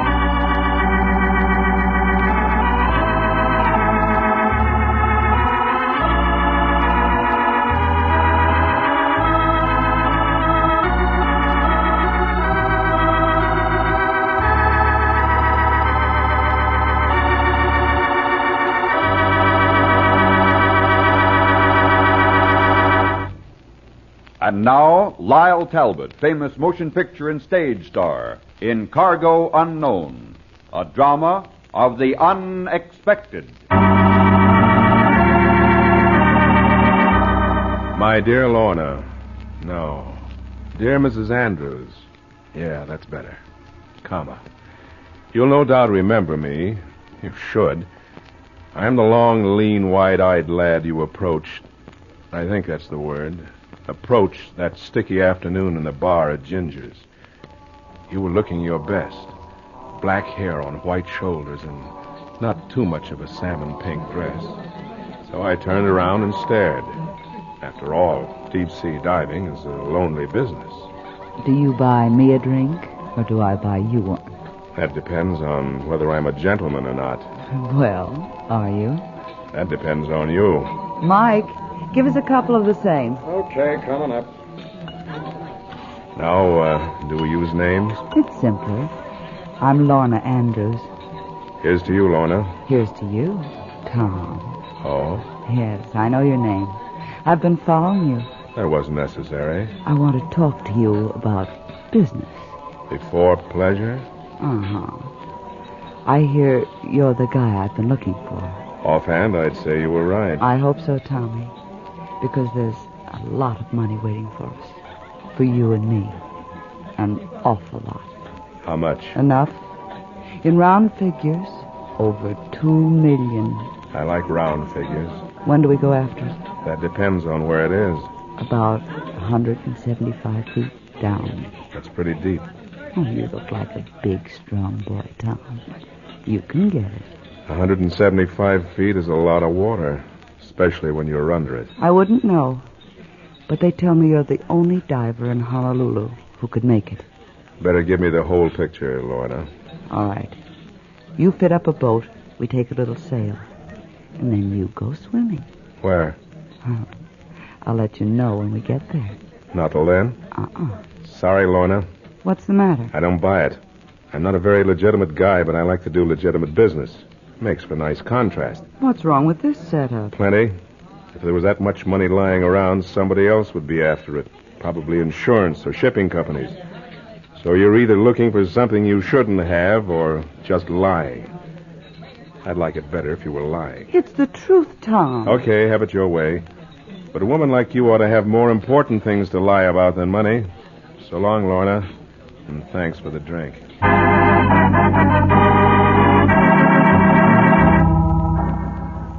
So I walked out on you, Mrs. Andrews, and right into the grinning face of our mutual friend, Mr. Comar.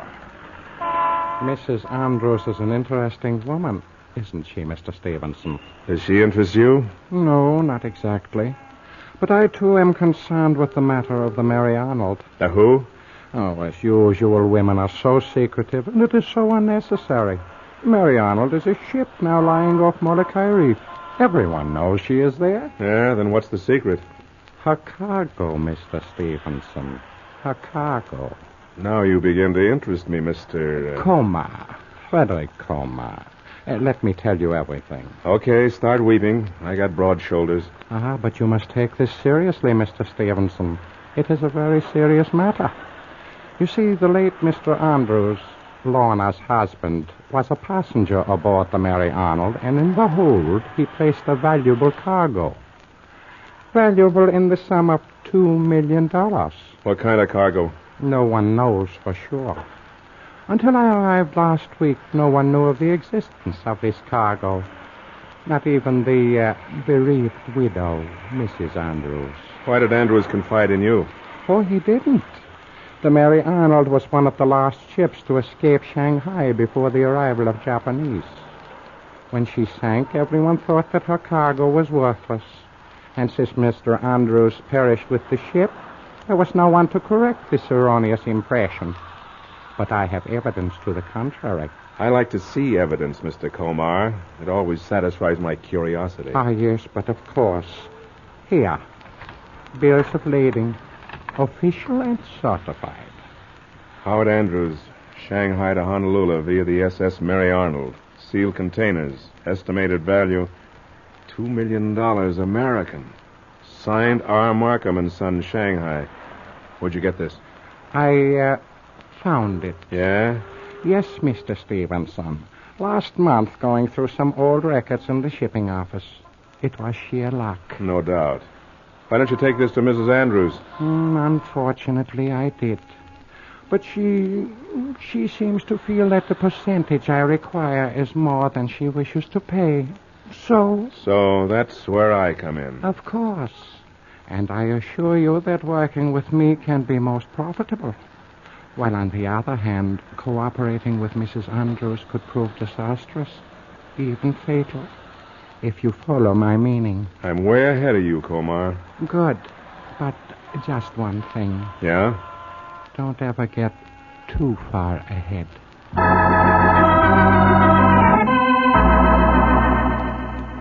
I made a tentative appointment with Mr. Komar, went back into the bar and did some tall thinking over a tall drink. And I looked up your address in the phone book and went out to your simple little $500 a month apartment near Diamond Head. Hello, Tom. I've been waiting for you. Well, I'm here. You were all rouged, powdered, and negligéed, and looking very fetching indeed. Can I get you a drink? I think we better talk business first. Before pleasure? Yeah. I saw Mr. Komar this afternoon. He offered me a deal. I'm not surprised. Are his facts straight? Uh-huh. And you didn't know about this cargo before? No. There were a lot of things my husband didn't tell me. He was a bad boy. Sometimes. Suppose I take the job for you. Fine. My price is expenses and 10% of whatever we find. Komar offered you more than that, didn't he? Well, maybe I think the stuff belongs to you, or maybe I just like working with you better than with Komar. Maybe. When do we start? As soon as I get a boat fitted up. It's a deal, Tommy. And you don't worry about your percentage. I'll make it worth your while. I didn't keep my appointment with Mr. Komar. We were too busy. 2 weeks later, we had the salvage ship fitted out and anchored just off Molokai Reef. We checked the equipment, we tested the pumps, looked over the airline, and checked my suit. Then I slipped into my 32-pound boots and was ready for the helmet when you came up and got your lips in the way. This is just for luck, Tommy. Thanks. You helped me put on my helmet. And I climbed over the side and into the glistening green water. Down I went, feeling very much like an elephant with two trunks. Into the quiet of an ocean with a bottom 175 treacherous feet below me. The ghostly undersea light faded as I dropped, and I was all alone in a black world, black as death. 10 minutes later, I hit bottom and switched on my searchlight, and there she was, right in front of me, a gaping hole in her side, and still painted on her stern the words, SS Mary Arnold, Honolulu. I reached out with one of my hooks and pounded on the hull. The sound disturbed the giant squid, and he swam out past me. I stepped in beside him and walked forward. The pile of sealed aluminum containers was sitting in the hold waiting for me. I pried one of them open, and there it was. Fat, neat little packages of currency in large denominations. Currency, millions and millions of dollars.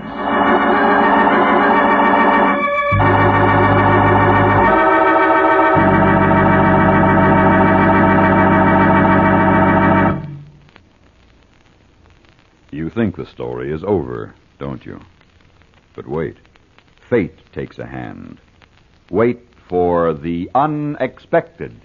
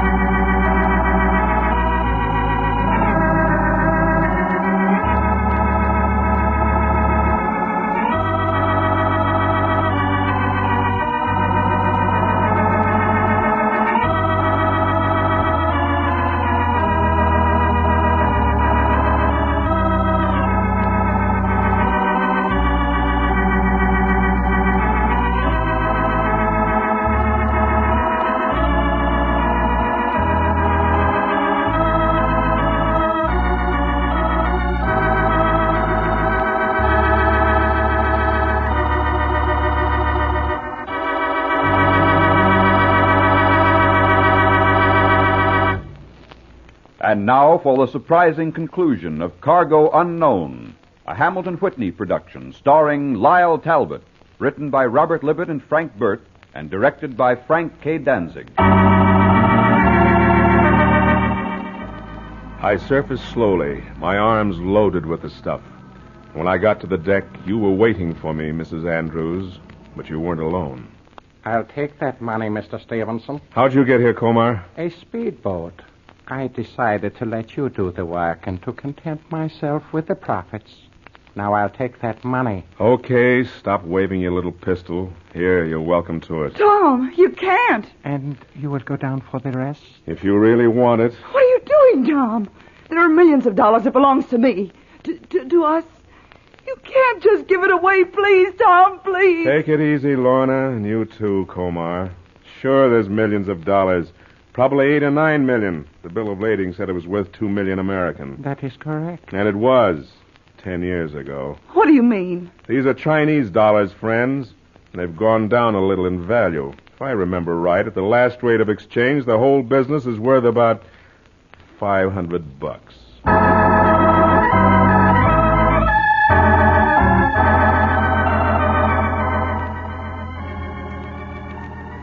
And so, my dear Mrs. Andrews, I'm enclosing my bill for $6,000 expenses.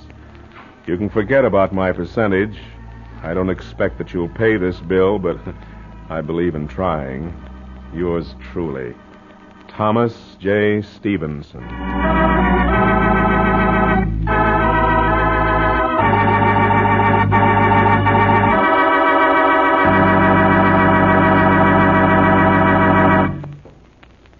Cargo Unknown starred Lyle Talbot. Listen again soon for another of your favorite motion picture stars in a drama of the unexpected.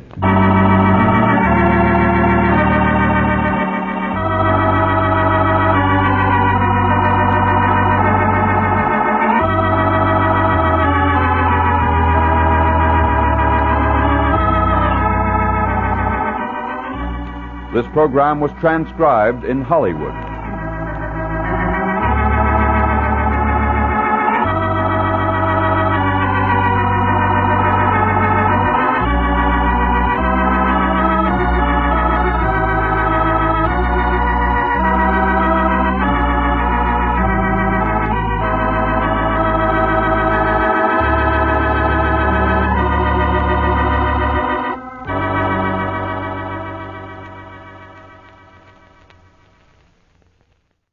From Hollywood, Vinnie Barnes in The Unexpected. The Unexpected. The unexpected. Life is filled with the unexpected. Happy, romantic, tragic, and mysterious endings to our most ordinary actions. Dreams come true, or dreams are shattered by sudden twists of fate. In The Unexpected.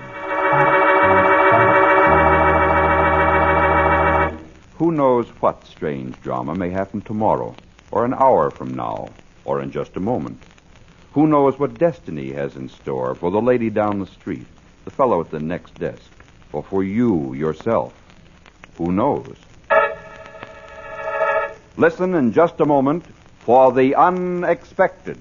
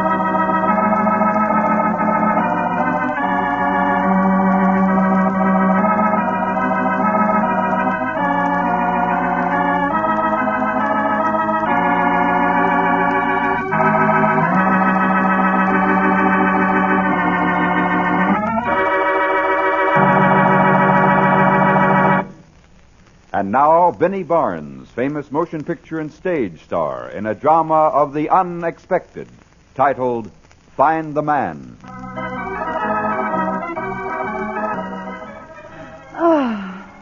School was over for that year. Another 9 months marked off the calendar. 3 months of vacation and then school again. But not for this teacher. No, I'd made up my mind. By next fall, I'd be lighting pipes instead of sharpening pencils, hunting for collar buttons, not examination questions, and laying out bedroom slippers rather than planning lectures. Yes, by next fall, I'd be a different woman. Cora, is that you? I guess so. You're a little late. What were you doing? Buying a bathing suit. Oh, I'd like to see it. Here it is. In that little package? Oh, it's that kind of a bathing suit. Say, what are you up to? Up to? You know very well what I mean. You're planning something. That blue evening dress and that black thing. I can't imagine where you'll wear that. To bed. It's a nightgown. Cora, has something happened to you? Not yet, but I have hope. Could you diagram that sentence, Miss Atkins? I'd be glad to. Subject, Cora Atkins. Verb, tired. Very tired of teaching school. Object, a man. With a modifier, of course. Marriage. You mean you're deliberately going out to try to find a man? To collect a scalp. Exactly. Cora! Well, I've arranged to set my trap for 2 weeks in an exclusive resort at Owl Lake. I have baited it with 3 new hats, riding breeches, a cocktail dress, an evening gown, and a two-piece bathing suit. And you, my dear Gail, will need a different roommate next fall. I hope.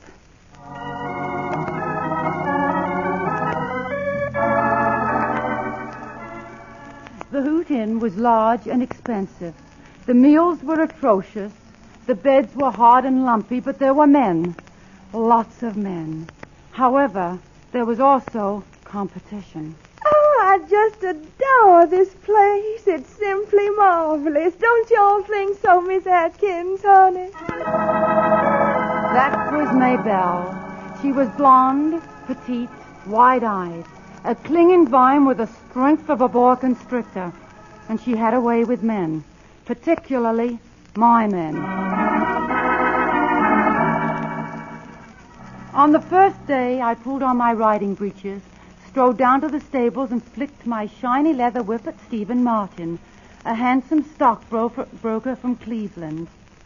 Why, yes, Mr. Martin.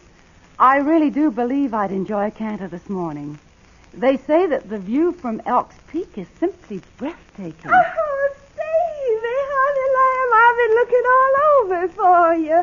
The lake's simply wonderful this morning, and I've got my swimming suit on underneath this little, what do you call it?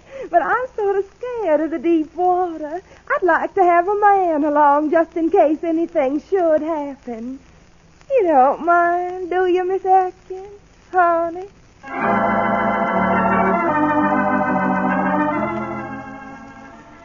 That night, I had arranged a charming foursome of bridge. An elderly couple from Boston, a scholarly young archaeologist from Albuquerque, and my new cocktail dress. The cards were dealt, the hand was bid. The archaeologist was digging deep within my eyes when suddenly someone trumped my king. Oh, Clifford, I'm so glad you're dummy. A little group of us are planning to drive into town for the Saturday night dance, and we've just got to have your car. You'll be a sweet potato and take us in, won't you, Clifford? Oh, now don't you other folks fret. I've arranged for dear old Mrs. Pinksome to play instead. She just adores bridge. I had saved the blue evening gown for the hotel dance on Sunday night. All else had failed. But blue was my most flattering color.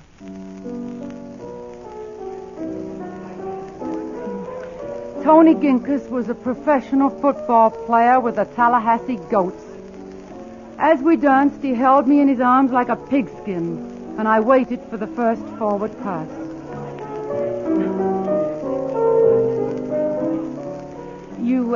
You waltz very well, Mr. Ginkus. It's a lovely night, isn't it, Mr. Ginkus? I said it's a lovely night, isn't it? Huh? Would you like to walk out on the veranda? No, I suppose not. Just what the hell you were thinking about at this moment, Mr. Ginkus? Knut Rockney.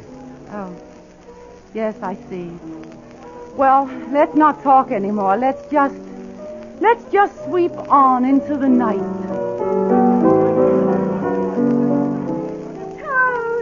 Tony, you poor darling, in this hot, stuffy old ballroom on a night like this. Time for our moonlight ride. Oh, now, don't tell me you've forgotten. Ooh. I'm fearful sorry to drag him away, Cora, but we can't keep the horses waiting. No, I understand. Oh, do you, honey? Well, that's nice. It's a pity you aren't dressed for riding.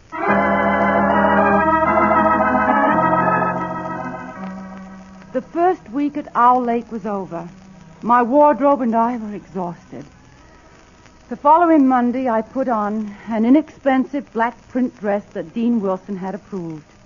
Walked out to the veranda and buried my hopes behind MacDougall's development of the 19th century British novel. Good morning. Why, hello. Am I interrupting you? No, not a bit. Sit down, won't you? Well, thank you. You're Cora Atkins, aren't you? Why, yes. Yes, I am. How did you know? I asked. Oh. I'm Max Thompson. Why, how do you do, Mr. Thompson? You know, I've been watching you for the last week. But today you seem somehow more approachable. More like the sort of woman I'd like to know. Perhaps you'd care to join me. I was just heading up toward Elks Peak. I hear the view is breathtaking.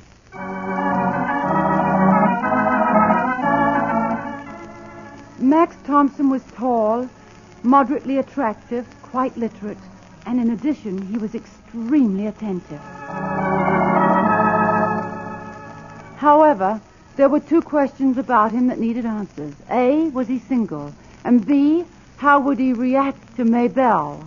Oh, question A was answered the next evening as we canoed, paddling gently toward the far end of Owl Lake. You know, Cora, I've never married. I don't know why. I used to think it was because I'd never met the right woman. Someone with understanding and depth and a certain amount of culture.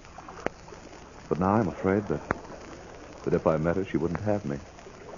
Yes, I don't even think I'd have the nerve to ask her. She couldn't want me. Why, Cora, you've dropped your paddle. Men worry about the strangest things. But question B was a more difficult problem. And on my last night at Owl Lake, the scent of magnolias wafted over my romance, and I shivered with apprehension.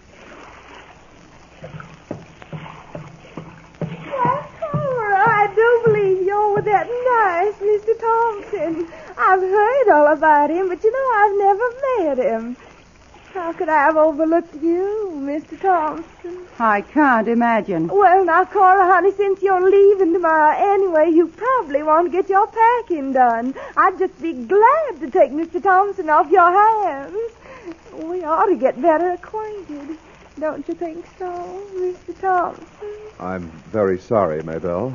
Yeah. I have something to discuss with Miss Atkins. Maybelle melted away, and I sat quite still, relishing my moment of triumph. Cora, my dear, this is really a serious moment for us both. We have such a great deal in common. We've had so many wonderful moments here this past week. And they can continue. They should continue. Oh, Cora, they must continue.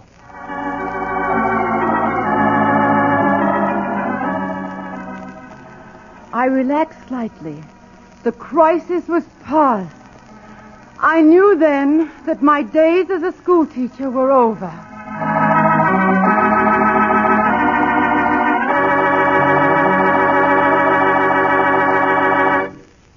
You think the story is finished, don't you? But wait. Fate takes a hand. Wait for the unexpected.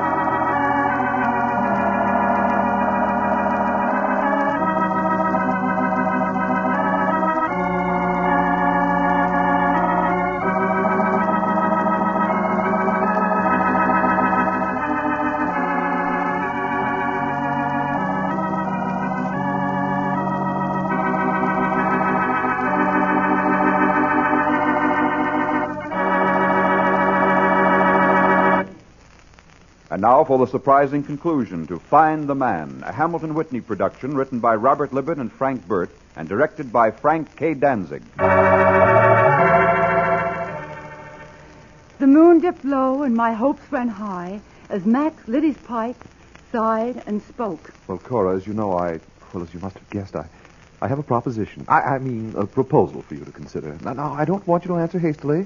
Take all the time you please before you make up your mind. Well, I'm sure it won't be a difficult decision. Well, that's fine.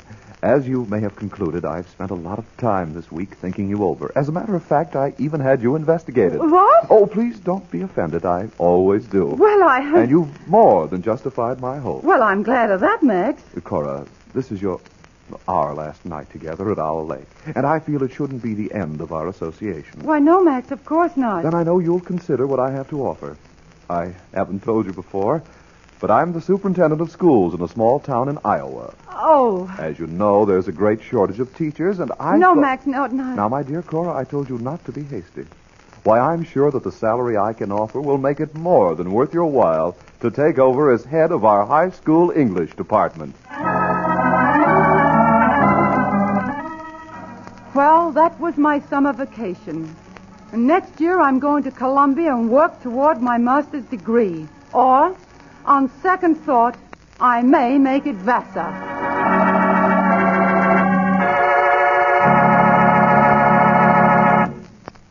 Find the Man starred Vinnie Barnes.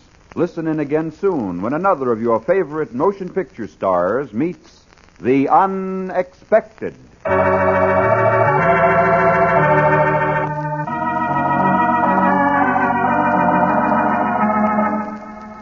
This program was transcribed in Hollywood.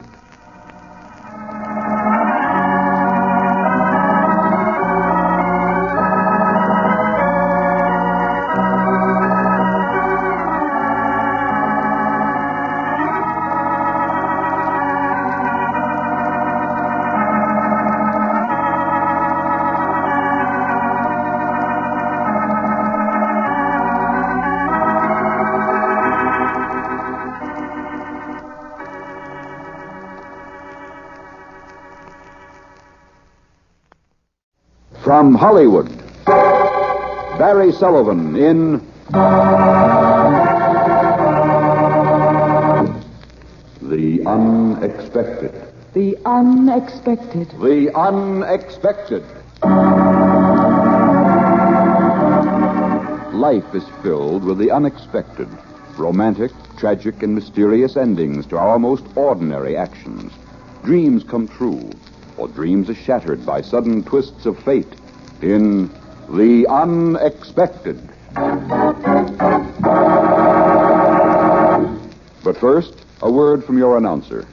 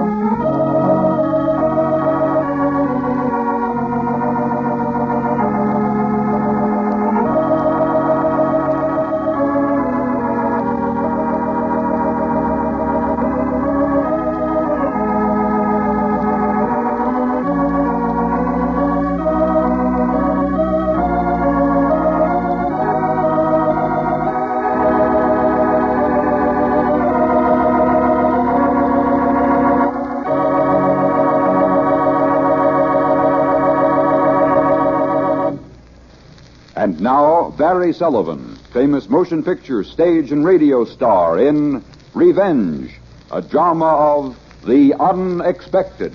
I'm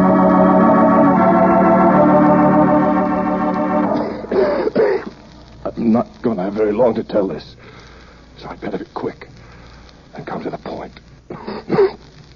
No, I'm not going to have very long at all. Please don't talk, Mr. Hastings.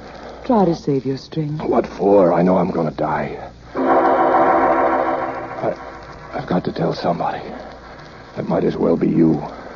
It's funny, I've always wanted to keep it a secret before. Now I'm ready to shout it to the whole world. It began at a party during the Mardi Gras. I was feeling very foolish, dressed up as a pirate, and she was across the room. I think she was supposed to be a slave girl or a harem dancer or something. She was wearing so little costume, you really couldn't be sure. As a matter of fact, the chief thing I remember was long copper-colored hair, a low, throaty voice, and brown arms covered by brass bracelets that jingled as she came closer. May I have the next dance? Sorry, baby, my card's all full. Then I'll have to cut in, won't I? Are you forcing your attentions on me? Will I have to use force? You are a very determined young lady. Do you always get what you want? If I wanted badly enough. You sound spoiled. No, but I'd like to be. Well, do we dance, or are you just toying with my emotions? We dance. She danced like she talked, slow and with meaning. As I swung her close against me, her bracelets tinkled and caught the rhythm of her feet. Yeah, let's cut this. I've got to get out of here. All right, where are we going? Well, where do you belong? Well, that's a good question. You answer it. Don't rush me. I'll let you know in a little while. I'll meet you by the front door. I may not wait. I'll have to run that risk. You don't sound very worried. I'm not, yet. But in case you should get lost or misplaced, what do I ask for? A big boy with an evil glint in his eye. Any answers to? Most anything that has a pretty voice and a pretty face to go along with it. Any particular name? Mine or yours? Oh, I'm willing to make a fair trade. I'm Mark Hastings. Hello, Mark. I'm Ellen. Just Ellen? Well, if it makes any difference, it's Grandview. Ellen Grandview. It did make a difference. It made all the difference. Because to me, the word Grandview meant fear and hatred and death. That name had kept me alive for 10 years. Had brought me 2,000 miles to New Orleans. Driven me through the iron-grilled streets of the city seeking revenge, hunting with murder in my heart. It doesn't matter why I wanted to kill old Eben Grandview. I had my reasons, and they were good ones. But there's no time for that now. All you need to know is that I did have to kill him. And he didn't even think I existed. couldn't possibly have realized that somewhere in the same city was a man whose life he had ruined. A man completely consumed by the desire for revenge. Well, I'm back, Mark. I could hardly bear waiting. Well, let's go. Your place? No, I haven't got a place. Oh, poor child, no roof over her head. Oh, I didn't mean that. I live with my stepfather, but it's too far out of town. We don't want to waste that much time. Your stepfather? Yeah, why? Oh, I don't know. I knew some Grandviews once, or rather my father did. It was in San Francisco. Oh, really? My stepfather used to live there. His name is Eben. No, it wasn't the same one.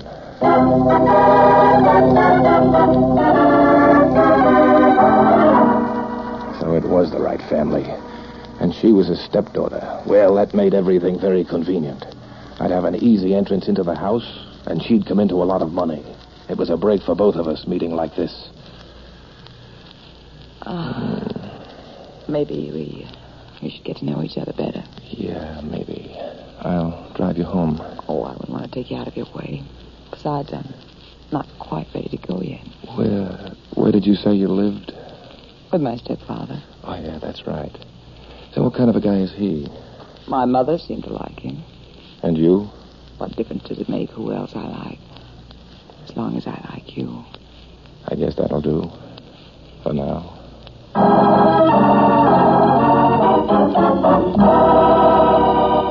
Later that night, I found out that she lived along one of the bayous about 15 miles out of town. The place was gigantic. Rising out of the gray-green moss and cypress and swamp border with all the white splendor of a mausoleum. But Grandview was away for the weekend, looking after some property in the northern part of the state. So I decided to renew my acquaintance with Ellen in the not-too-far-distant future.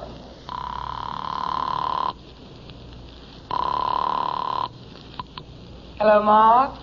Say, how did you know it was me? Oh, I have hunches.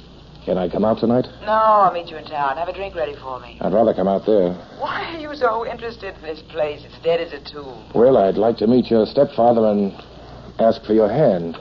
Is he back yet? Yeah, he got in this morning, but he's not feeling well. I think that trip was too much for him. You should spend more time at home. Why all this interest in Eben? You talk more about him than you do about me. Well, a man talks about a lot of things that aren't important. Ah, that's your story. I'll be by in an hour, and it better be true.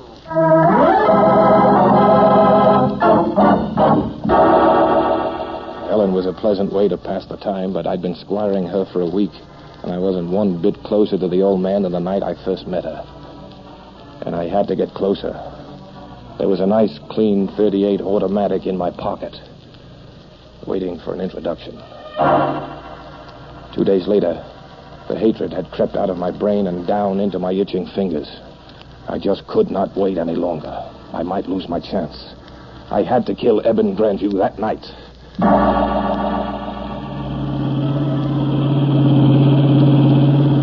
The blue roadster gathered moisture on its windshield as I drove down the twisting bayou road. After I nearly went off into the swamp a couple of times, I managed to keep the speedometer under 70. The Grandview place looked like the Taj Mahal in the moonlight, only there wasn't any dome. I had to hit the brakes hard to keep from going into a rose arbor. I was afraid that I'd waken the whole house. But there wasn't a sound from any of the pitch-black Moorish windows. I slipped the safety catch off the .38 and started in toward my revenge. I'd sneak through the garden and across the driveway with all the stealth of an eloping bridegroom. I had my pocket knife poised to go to work on one of the windows when... Nice, doggy. Quiet. Please be quiet. Nice, doggy. I'll bring you a big steak. Porterhouse steak. Go on, you beast. Scat. Nice, doggy. Shut up! But the bloodhound wasn't having any. He was a big brute, red-eyed and ugly. In the faint light, his teeth looked like greenish yellow underneath long, slobbering jowls. I shifted the pistol over to my right hand, raised it above my head, and waited for the dog to close in. Then I jimmied the window catch, swung it open, dropped inside, landing on an oriental rug that was made for waiting. There wasn't any need to turn on a light. I knew about where the stairs should be. Sticking close to the tapestried walls, I'd inched my way along into the main hall when... The sound echoed through the pitch-black house. The low-pitched moans of a sobbing woman. Who's there? Who is it? Take it easy, Ellen. Mark! Mark, what are you doing here? I want to see your stepfather. You want to see Evan? That's what I said. Where is he? No, you can't go near him. Get away. Get away from here, Mark. Sorry, baby, I'm not leaving yet. I've got some unfinished business. Oh, get out! Shut up. What are you doing with a gun? I'm going to make you an orphan, baby. I'm going to kill Evan. You're going to kill Evan? You can't, Mark. You can't. Where is he? You wanted to kill him all the time, haven't you? Haven't you? That's right. Yes, you haven't cared about me. You've been after Evan. I understand that now. You don't care anything about me. I wouldn't say that. You're pleasant enough. All right. Go ahead upstairs, the first door. He's in there waiting for you. Go ahead, Mark. Kill him if that's what you want. Go ahead, kill him.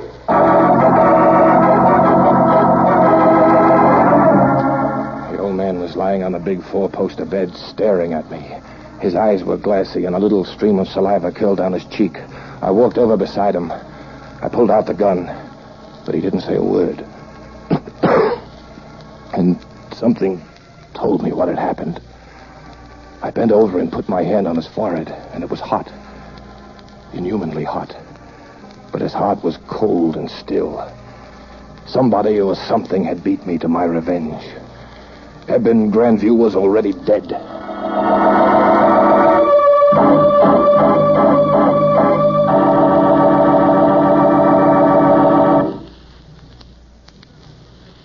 You think the story is over, don't you? But wait. Fate takes a hand. Wait for the unexpected.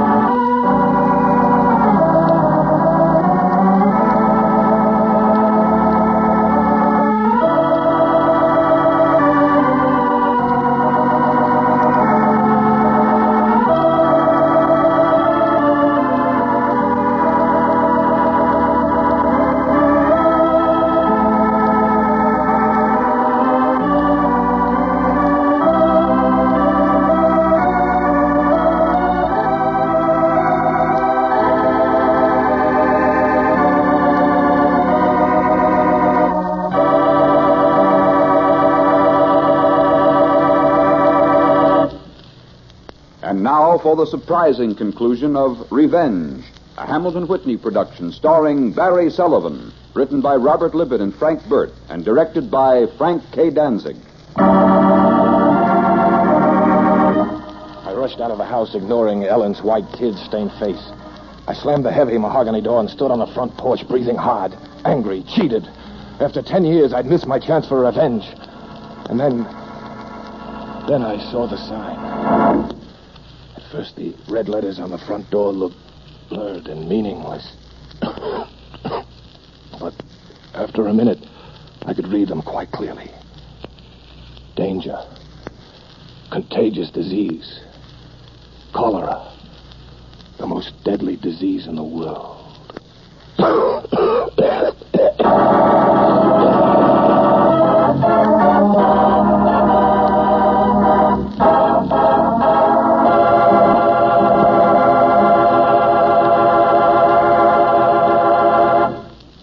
Revenge starred Barry Sullivan. Listen again soon for another of your favorite motion picture stars in a drama of The Unexpected.